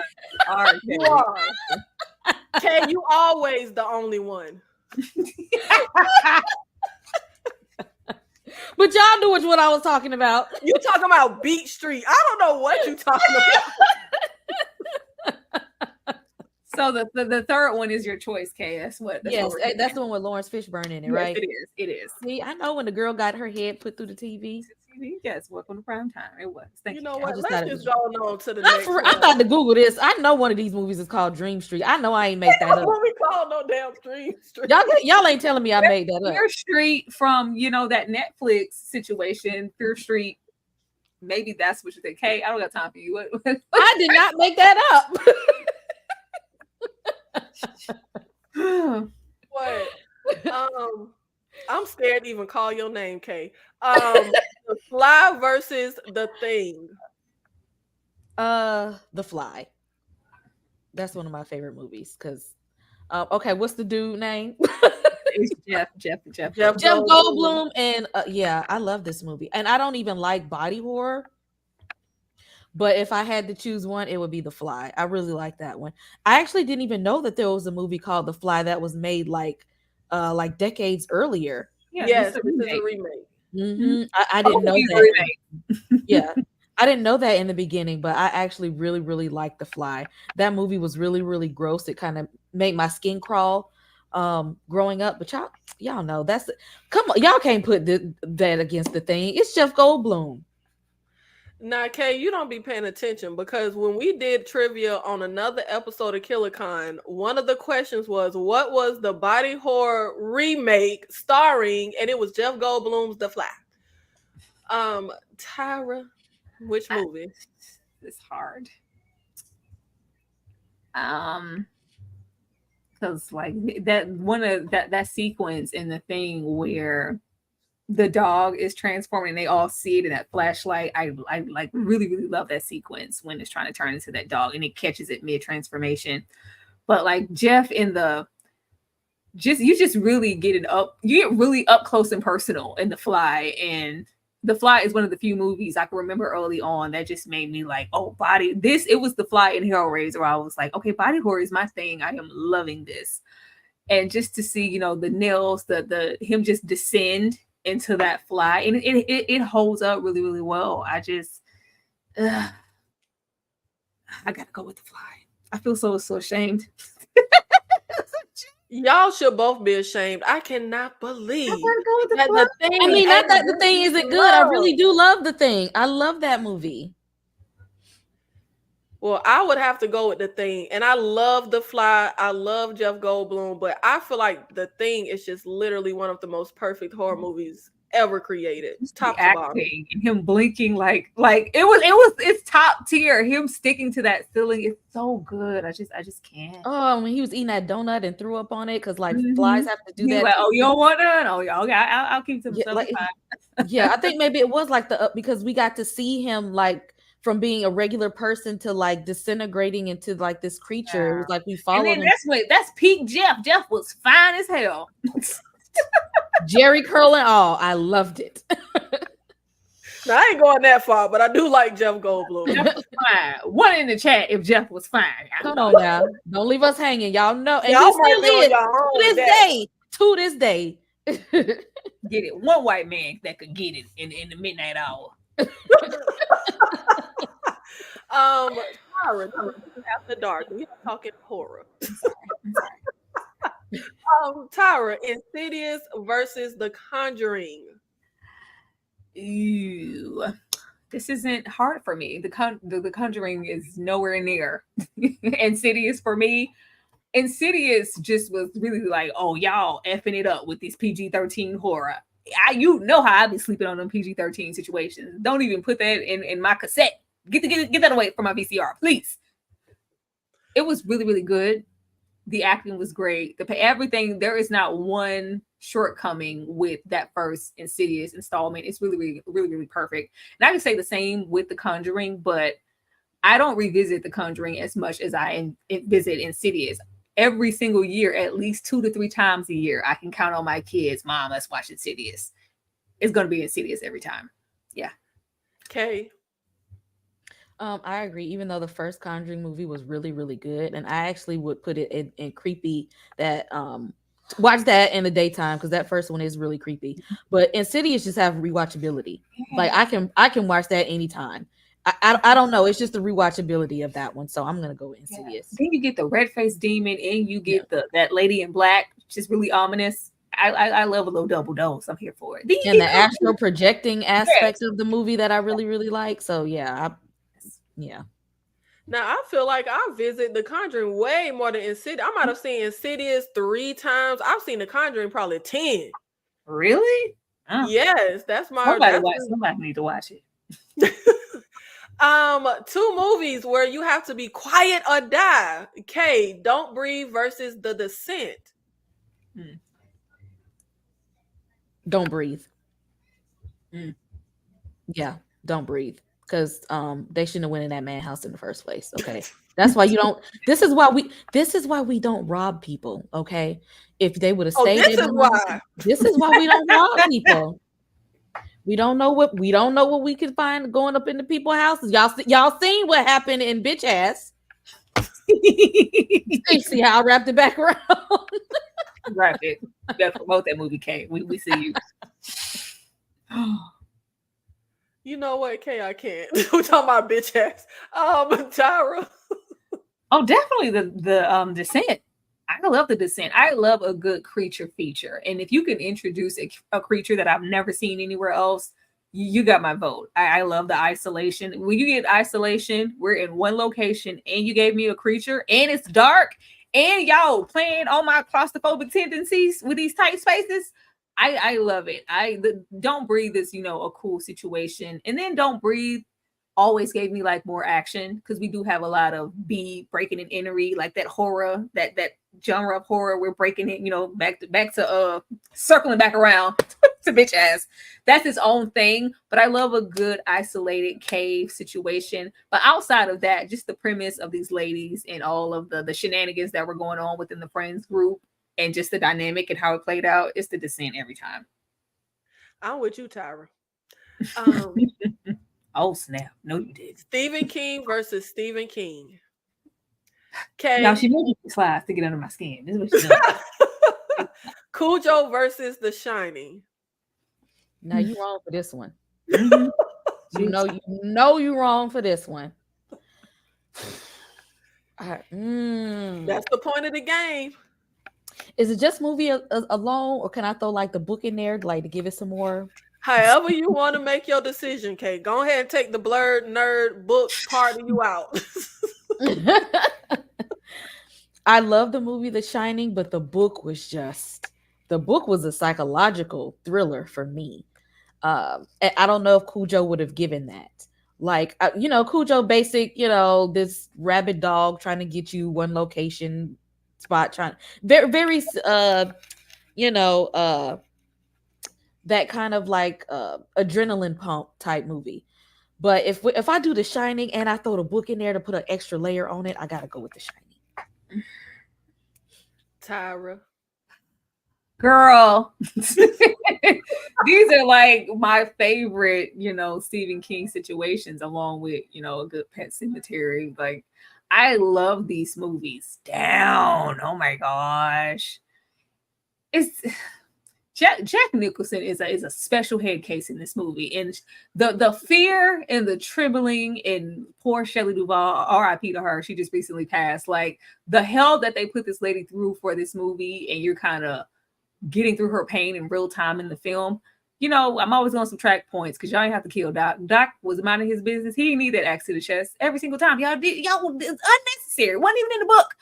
But to watch Jax Torrance, his descent to just hysteria and just being completely crazy, I gotta go with The Shining, because Cujo takes a minute to cook.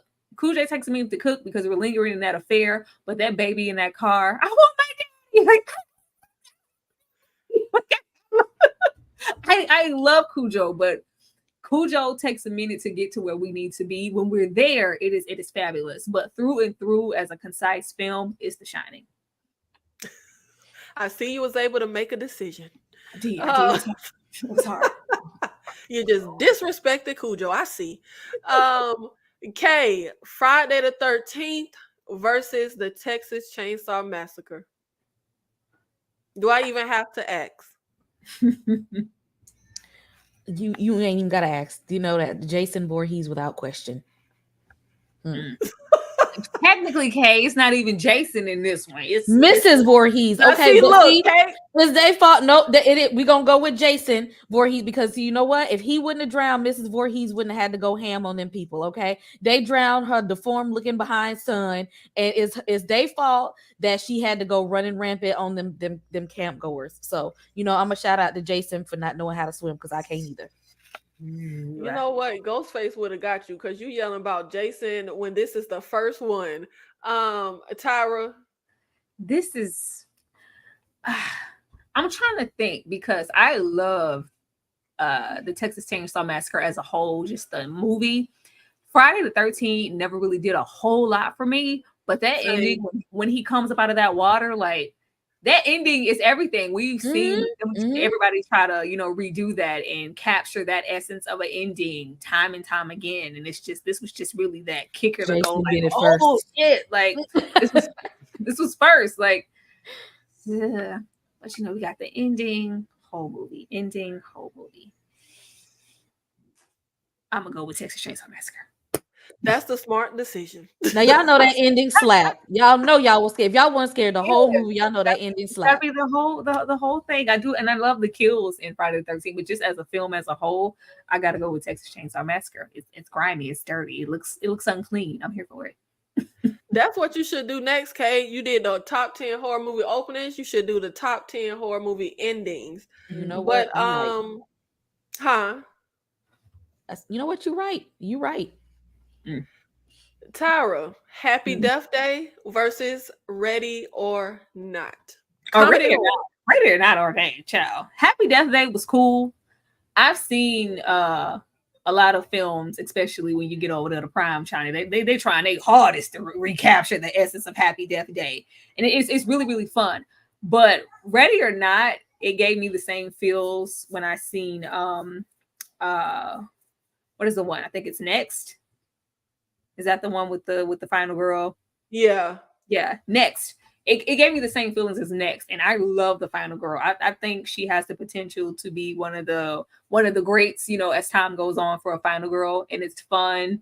And I love the premise of the ending, like, because for so long you're like, oh my god, girl, please get away from this delusional family. There's no way in hell that there is just this curse on your family to where everybody's gonna die if y'all don't kill this woman tonight. And when everybody actually dies, you're like, oh snap. It was real this whole time, and just the essence of her fighting and surviving, and we got this really great look in this wedding gown. I love it. Happy Death Day is cool though. Is Ready or Not the white Get Out?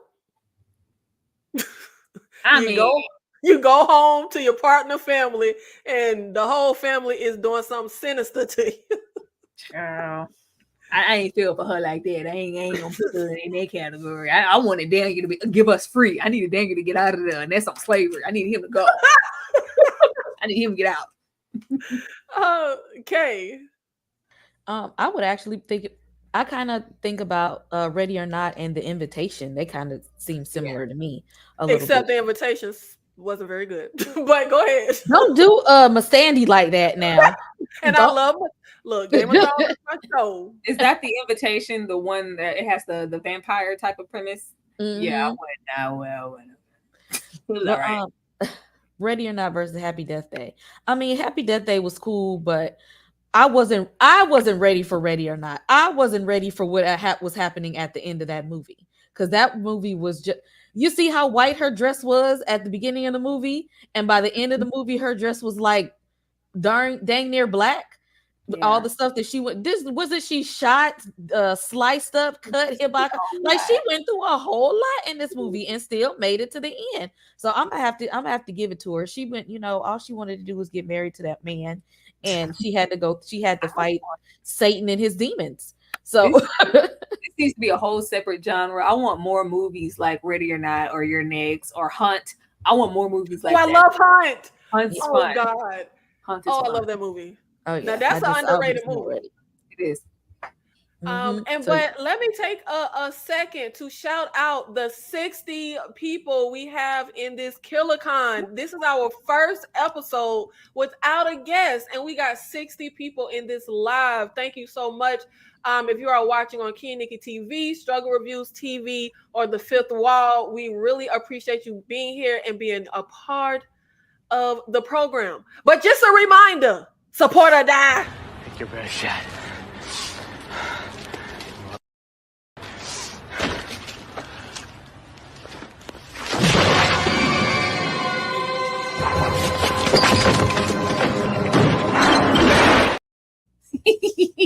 The way that just makes me giggle. Having a good time with that. So support or die. And that was our horror versus game. And now we are going to get into our viewers' choice segment. So just a reminder, if you would like to be a part of KillerCon, you can send your $4.99. I will drop the link on my channel. Tyra will drop the link on her channel, and Kay will drop the link on her channel. If you would like, you can follow the link and come on with us. Ask us your horror question. You have 4 minutes to ask us a horror question. Give us a horror versus. $9.99 if you would like for us to give you a review and discuss a horror movie of your choice. But let's get into. We have our first question. Hello and love Killer Khan horror versus Kincaid versus Chucky. Thank you so much, Chauncey Vision, for being a part of our new viewers choice segment. If this is something that you guys are interested in, maybe we can keep this going and have you guys be a part of all things Killer Khan. Yes. Tara. Yes. Kincaid versus Chucky. Put me on. Put me in the game, coach. Put me on the screen just in case people don't know who Kincaid is, because iconic horror people. Thank you so much. Now, y'all, Kincaid here. Nikki, not me. The stream at the bottom. The open tab. Yes, the open tab at the bottom. Just like, it's Tyra. Hey, y'all. Horror people. This is Kincaid. But that was for Dane real quick. You know, send another $2. This is Kincaid, who was in Dream Warriors, not Dream Street. He was in Dream Warriors, and he also makes an appearance in the 4th installment as well. But this is Kincaid, of course. And of course, everybody in their mama knows who Chucky is. But, you know, Kincaid had that good old super strength, and he could also cuss you out and read you for 5th. And then we got Chucky. Everybody knows, you know, little Chucky. little Charles Lee Ray. Always doing what needs to be done. Old Chucky here. I say, because, you know, on a good day, all you got to do is knock Chucky out. All you got to do is kick Chucky across the room. It's a little 6-inch doll. I'm going to go with Kincaid. I feel like Kincaid could handle this doll. Not only is he going to handle this doll, but then he going to talk stuff afterwards. That's what I got. Yeah, and I may not be rooting for everybody black, but I am rooting for Kincaid. I was here for Kincaid. I really liked him. They pissed me off beyond belief. Taking him out when he came back in the sequel after Dream Warriors. I love Kincaid. I love his personality. I love his attitude. I was very much here for Kincaid. Definitely a fan favorite for me. And I like Chucky. I'm not as crazy about Chucky as some people, but I like Chucky. But no, it's gonna be Kincaid. The only way I kind of would choose a villain over a good guy is if it's one of the good guy, you know, no pun intended, is if it's like one of those kind of like how we talked about with Overlord. See, I'm finna circle it back 2K. Well, you have like that cool swaggerlicious type of villain, like Nicolas Cage and Face Off. Like I need a cool kind of villain, and Chucky don't give me that. Chucky don't. Wait, I love this scene. Talk, you little son of a bitch! I'm gonna turn you. You stupid. I love this. I can't pick Chucky here though. Who you got, Kay? Don't leave my boy Charles Lee Ray on the screen, because see, I'm a bit of a Chuckyologist, okay? Let me tell you, Don Mancini has had me in a chokehold since Child's Play.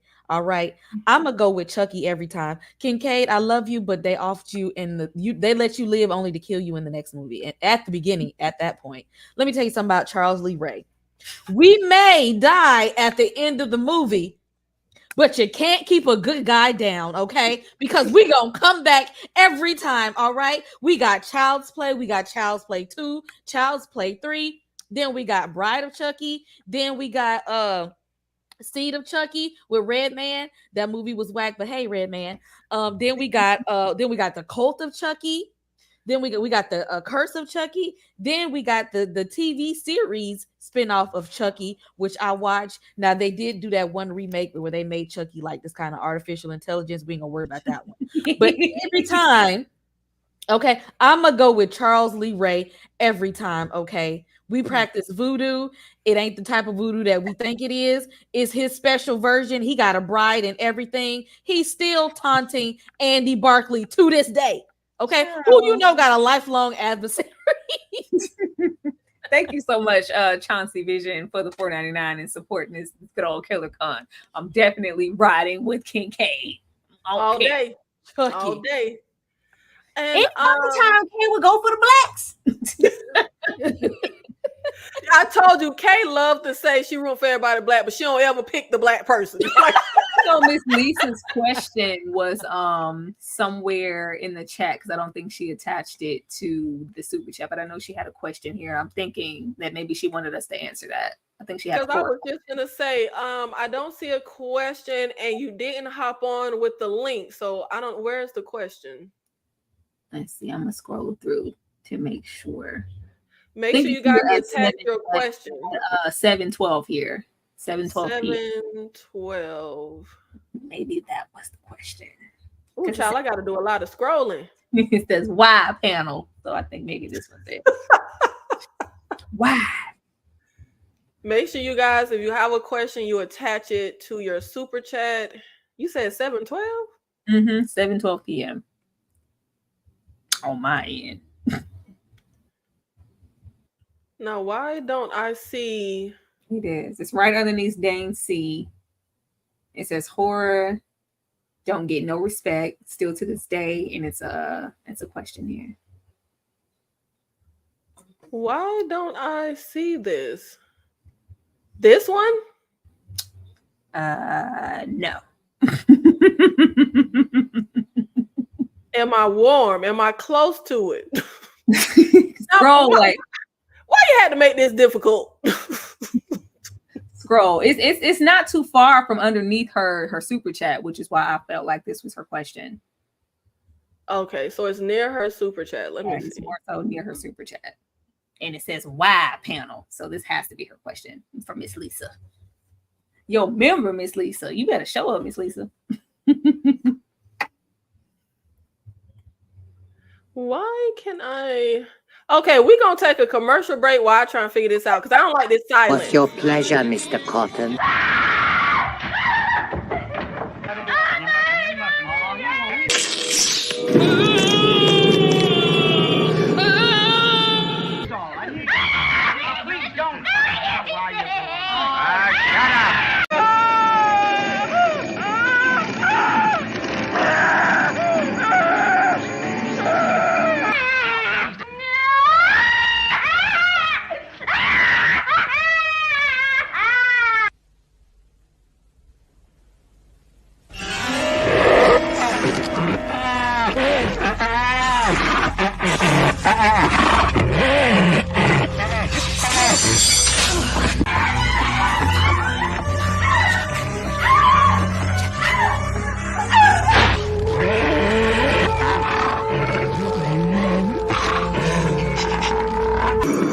What's your pleasure, Mr. Cotton? What's your pleasure, Mr. Cotton?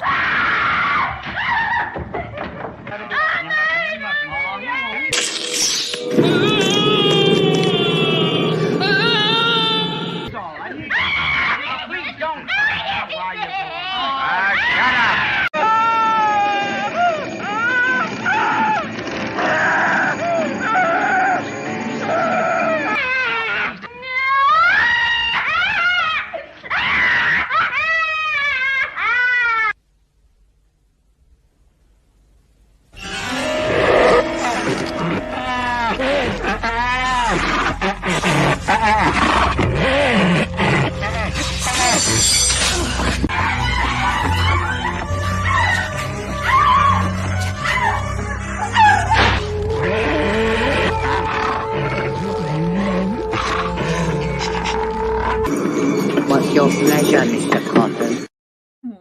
That life force zombie gets me every time. Eyebrows and hair. Why?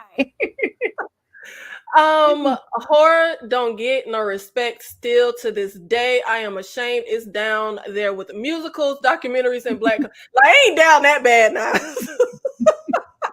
Why panel? If it don't gross over a few millions, the suits don't care.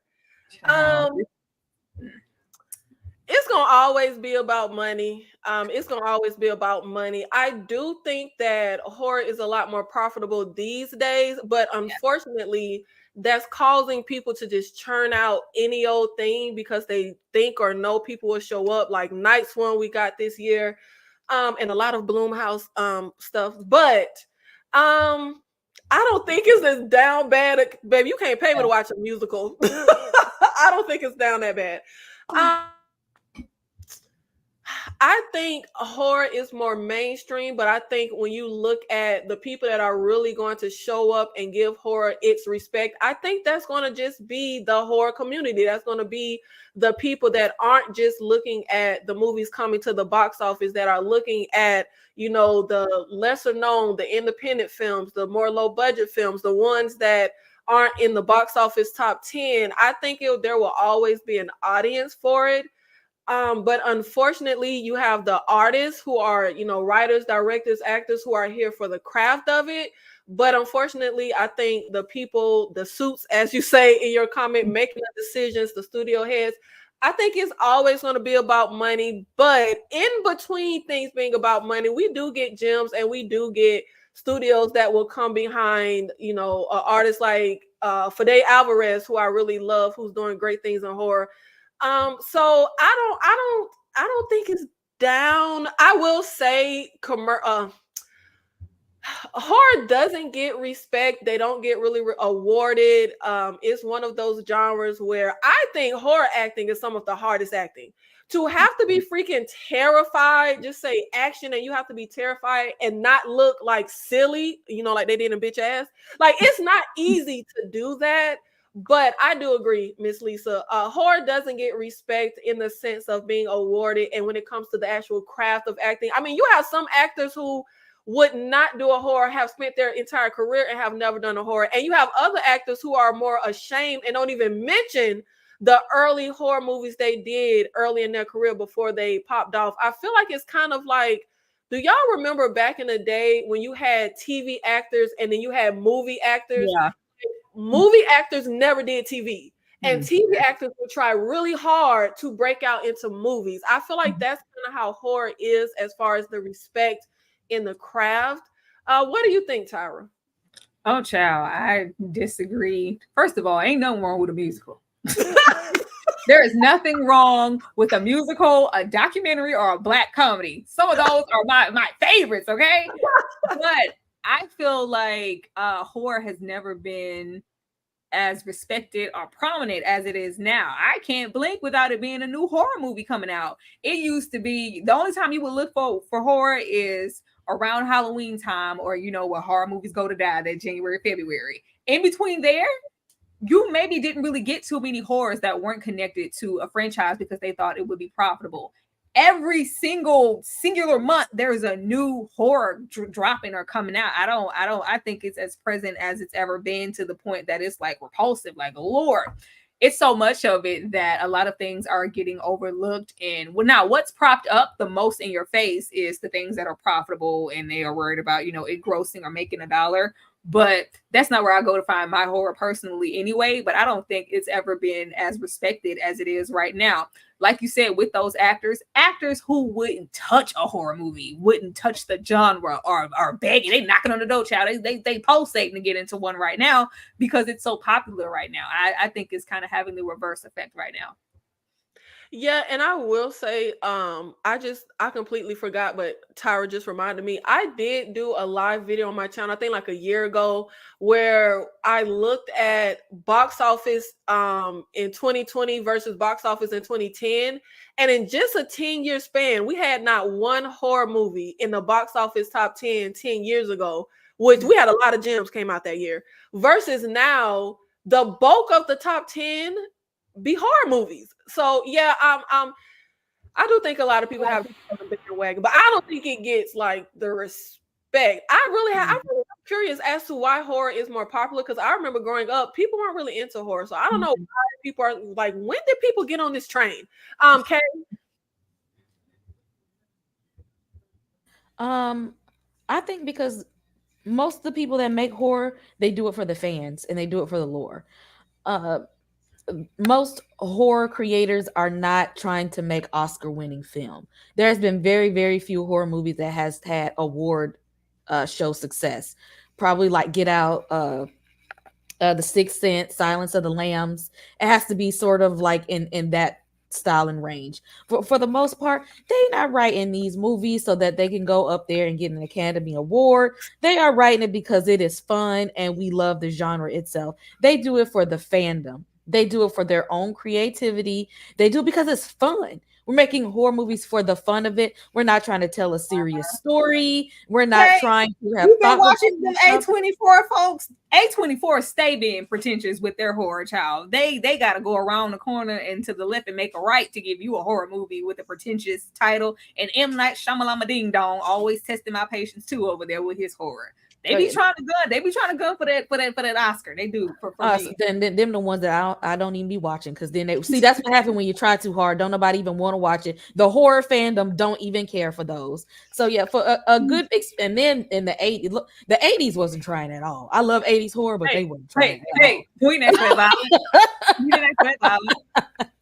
I know 80s horror movies just kind of straight, but 80s movies they didn't even try. It was like we just gonna throw something up here because the teens are gonna love it, and we did. So yeah, for the most part, the true horror person, they don't care about them accolades. They want their fans to enjoy the movie and some nice blood and slashing. We need that straight. That's cool. The views expressed by Kay are not the views. Show down my views, baby. Show. Because what in the world? Shout out to the 60 people in this live. If you want to be a part of the horror panel, we are, you know what? Let me take that off. We are in our viewers' choice segment. And if you would like to give us your horror verses, if you would like to pose a horror question for us, or if you have a horror movie you would like for us to discuss, let me pop up my commercial from King Nikki TV. We'll be right back after a word from our sponsors, which is you. What's your pleasure, Mr. Cotton?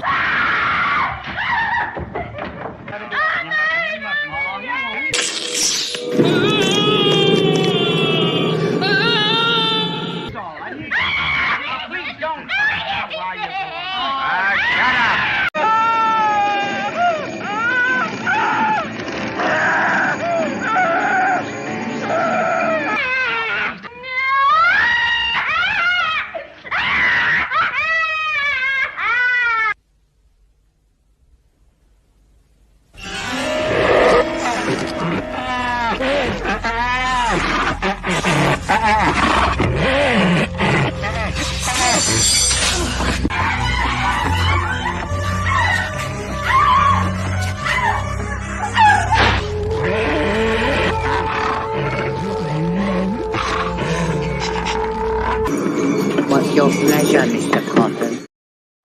Nikki, I see one up here. Child, Tommy Knockers. Will we dig the I have not seen that in a long time. Dang. Thank you so much for the $4.99. Dang, Doug, for that in the Langoliers.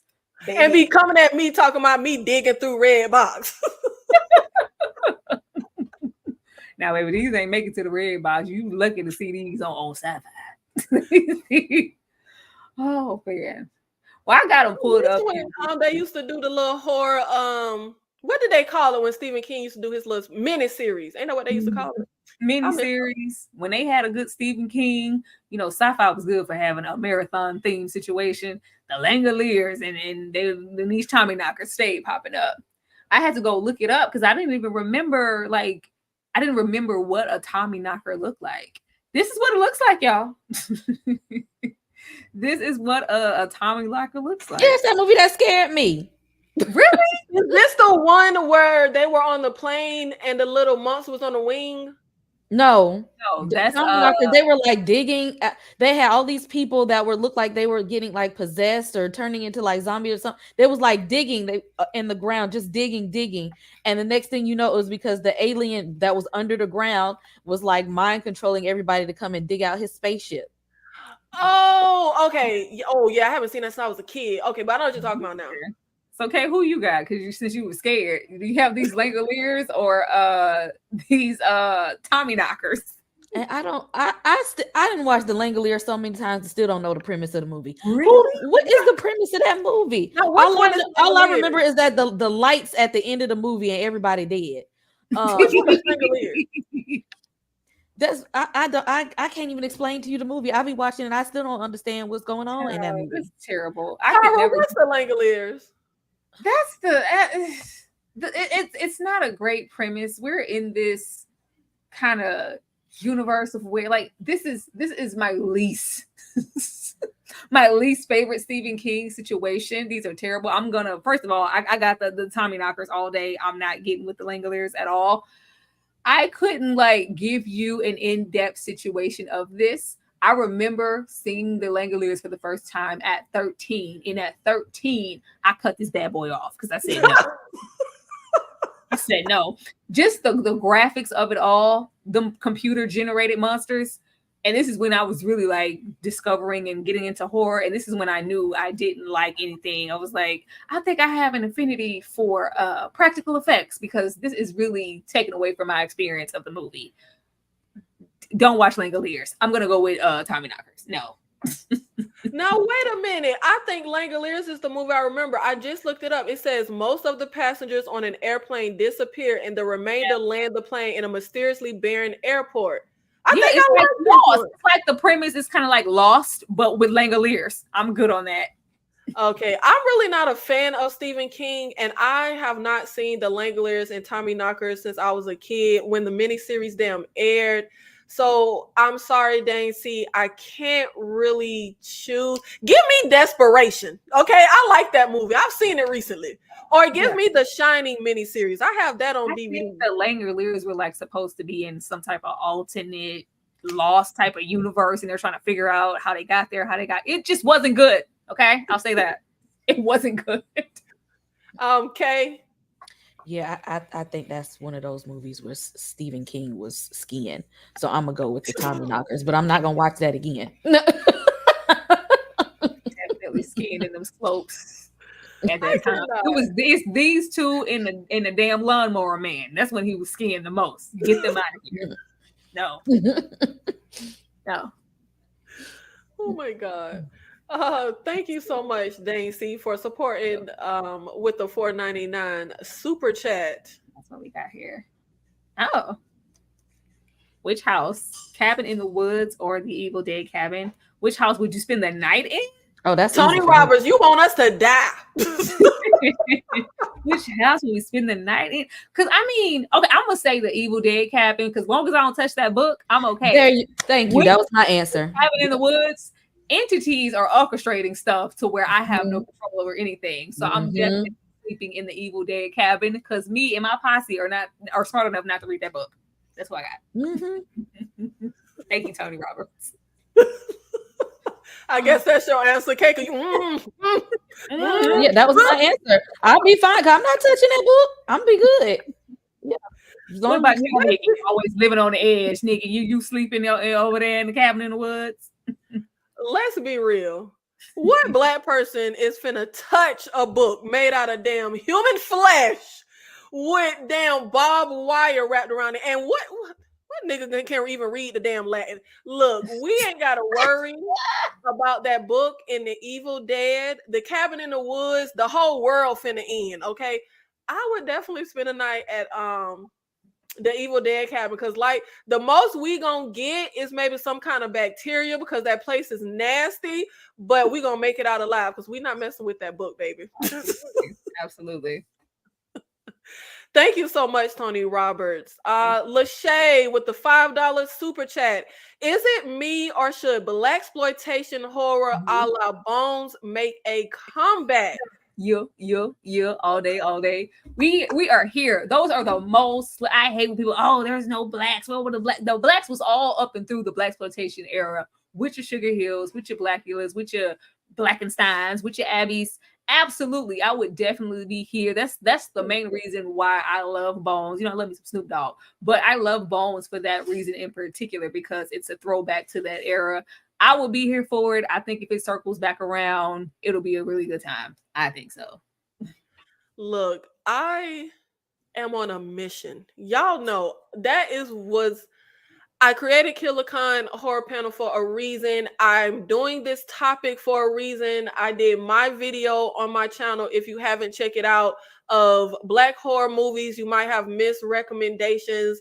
I am very much here for us to have a resurgence in the blaxploitation horror type of movie, baby. I was just asking y'all if they should remake My Baby. Hey, Whitey, you and your punk friends killed my man. I love that so much.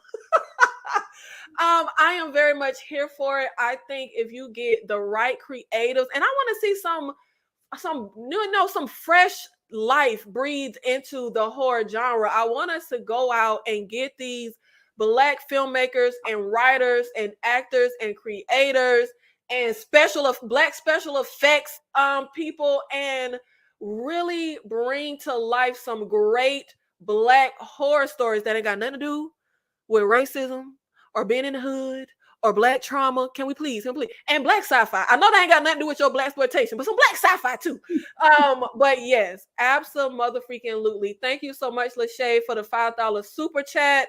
Thank you so much to everybody that participated in our viewers' choice segment. Is this something you guys would like for us to continue to bring back? Let us know. Based on everyone's response, we will decide if this is something we should continue or not.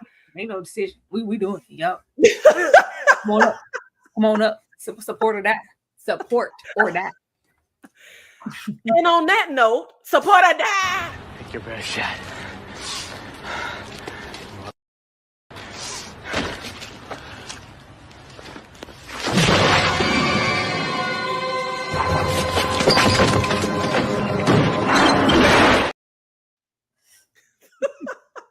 Thank you guys so much for showing up and supporting KillerCon. This is our 8th episode. This is my baby. Y'all know I got commitment phobia, but I done been here every single Saturday, and we will continue to be here every Saturday. We have some great guests lined up for you guys. Any guests you guys really liked and want us to bring back, please let us know in the comments. And we are on the way up out of here. But before we do, I am going to give each of my beautiful Black women talking horror a minute to tell you guys where you can find them, how you can support them, and what they have coming up. Please remember, okay, we are not the people on YouTube with 1 million subscribers and sponsorships, okay? We need you guys and your support to keep our channels going, whether you subscribe, whether you like the videos, whether you share the videos, whether you send a super chat, whether you send a Cash App donation. It is truly appreciated. We put so much work, time, effort into our content, into giving you guys great content, great shows that you can enjoy. So I am going to start with my girl Kay doing some things over on her channel. Kay, let the people know where they can find you, how they can support you, and what you have coming up. Please hit that subscribe button. I am this close to hitting my 1,000 mark. So hit that subscribe button. Lots of things coming. You know, we have horror panels on Saturday, Sunday, Lady in the Lake. Monday, we mixing it up. Y'all just need to be here. Also on Sunday, we have a Black Hollywood documentary. Tuesdays are for Interview of the Vampire. We have reviews up for Bel Air. I have a review up for a reaction video to Welcome to Derry, Deadpool and Wolverine, some throwback horror movies. Just did a throwback for Vampire in Brooklyn. Love is Blind. We're also watching. Y'all just hit that subscribe button. It's just we watch a lot of stuff. So we got a lot of reviews, a lot of breakdowns, a lot of trailer reactions, all that good stuff. Just hit subscribe. Thank you, Kay. Please make sure you go over and support my girl, Kay Blah. Not Tyra over in the struggle. Oh my life. Oh my life. Please let the people know where they can find you, how they can support you, and what you have coming up. Oh, child, y'all can find me here almost every day at this point, and also on Instagram to really stay up to date for what and when I'm dropping, because I know everybody don't be stalking the community tab like that. But I have literally been on here every day.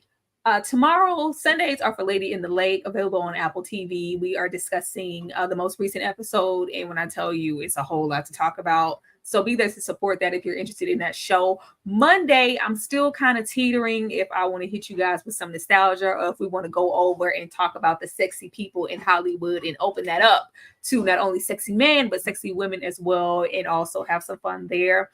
I'm gonna let y'all know when I figure it out. On Tuesdays, we talk vampires and we get into Interview with the Vampire. We are discussing season 1, episode 5, I believe. So be on the lookout for that. Wednesdays, I will be hosting Live for Daughters. It is a wonderful documentary available on Netflix that's, not only talking about girls, but their fathers and fathers who are incarcerated for whatever reason, and the importance of them being in their life and the lacking that'll go on with that daughter because of, the circumstances. Really impactful. Had me shared 8 thug tears. I was crying. I did. Viola Snotbo. I was very, very touched. And then, of course, Thursday, y'all, it's my birthday. It's my birthday. It's my birthday, and I am turning 34 years old. I want nothing more than to celebrate with you guys and with, my fellow panelists who come on and support me in every way. Every time we collaborate together, it will be Waiting to Exhale theme. So expect cosplay. I'm going to be Savannah because I just want to be Savannah because, I'm a 34-year-old woman and I still look good. I'm going to be Savannah. Everybody's going to, have their characters in tow and cosplay for that. We're going to have skits, games, trivia, soundtrack, fun. It's going to be a thing. And of course, we're going to sing Happy Birthday to me. Please do not miss that. I really want you guys to support on that and everything else that we have coming out this week. Thank you. 1 time for the birthday. Hey, 2 times for the birthday. Get up if it's your birthday.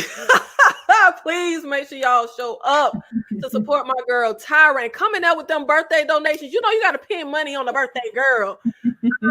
But what do I have coming up? Not a damn thing. I really don't know because y'all and I had to get on live and cuss all my subscribers out because 300 of y'all voted for my next video idea. And you know how many of y'all showed up to actually watch the video? 60. So I don't know when y'all gonna get any damn thing out of me besides Killer Khan. Oh, and I'm gonna be here tomorrow because I committed myself to Tyra for Lady in the Lake. But y'all know I gotta always give y'all a little attitude. Okay, that's why y'all love me. But yeah, I don't like y'all no more, and I'm not listening to y'all no more. I will never put a poll up again. Like I probably will put a poll up again, but since I'm annoyed with y'all, I'm saying I'm gonna never put a poll up. But I'm gonna put a poll up, and y'all better show up to the poll and to the video. But please make sure you check out the abundance of content that I have already uploaded on my channel. I literally have, in 3 years of being on YouTube, 605 videos. I got something for you. Check the playlist, check the video tab, check the live tab. There is something there for you, babes. And when y'all are back on my good side, I'll come back with another video. But until then, you can always find us here. Find me here every Saturday. Killer Khan, having killer conversation, talking horror, okay? Black people in horror having great conversations. And we're going to always have a token on with us sometimes. But, they get my sense of humor. They understand. We love those people. But thank you guys so much for supporting us. And I am so excited that we got 60 people in this live at the height of our viewership, which I cannot believe we got there with our very first time not having a guest, just my girls and me. Thank you guys so much. Go watch Bitch Ass, because if I had to suffer, y'all gonna suffer too. Okay, y'all need to go watch this movie, and then y'all can come back and go off on Nikki because she gonna get it back. Look, we gave y'all 2 great recommendations, Overlord and Solemn, and then we gave you a So Good It's Bad, funny bitch ass watch. But if you want some black horror movie recommendations, check out my video. You have some great stuff to watch. Tyra gave y'all some really great recommendations. So, Tyra, K, and myself, we gave y'all some good stuff to watch. So please check it out. And always do what? Support Black people in horror. Even if you got to bash the movie afterwards, at least we showed up to support it.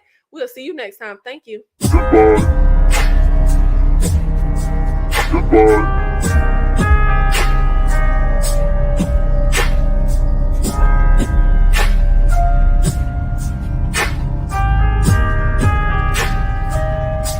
Goodbye.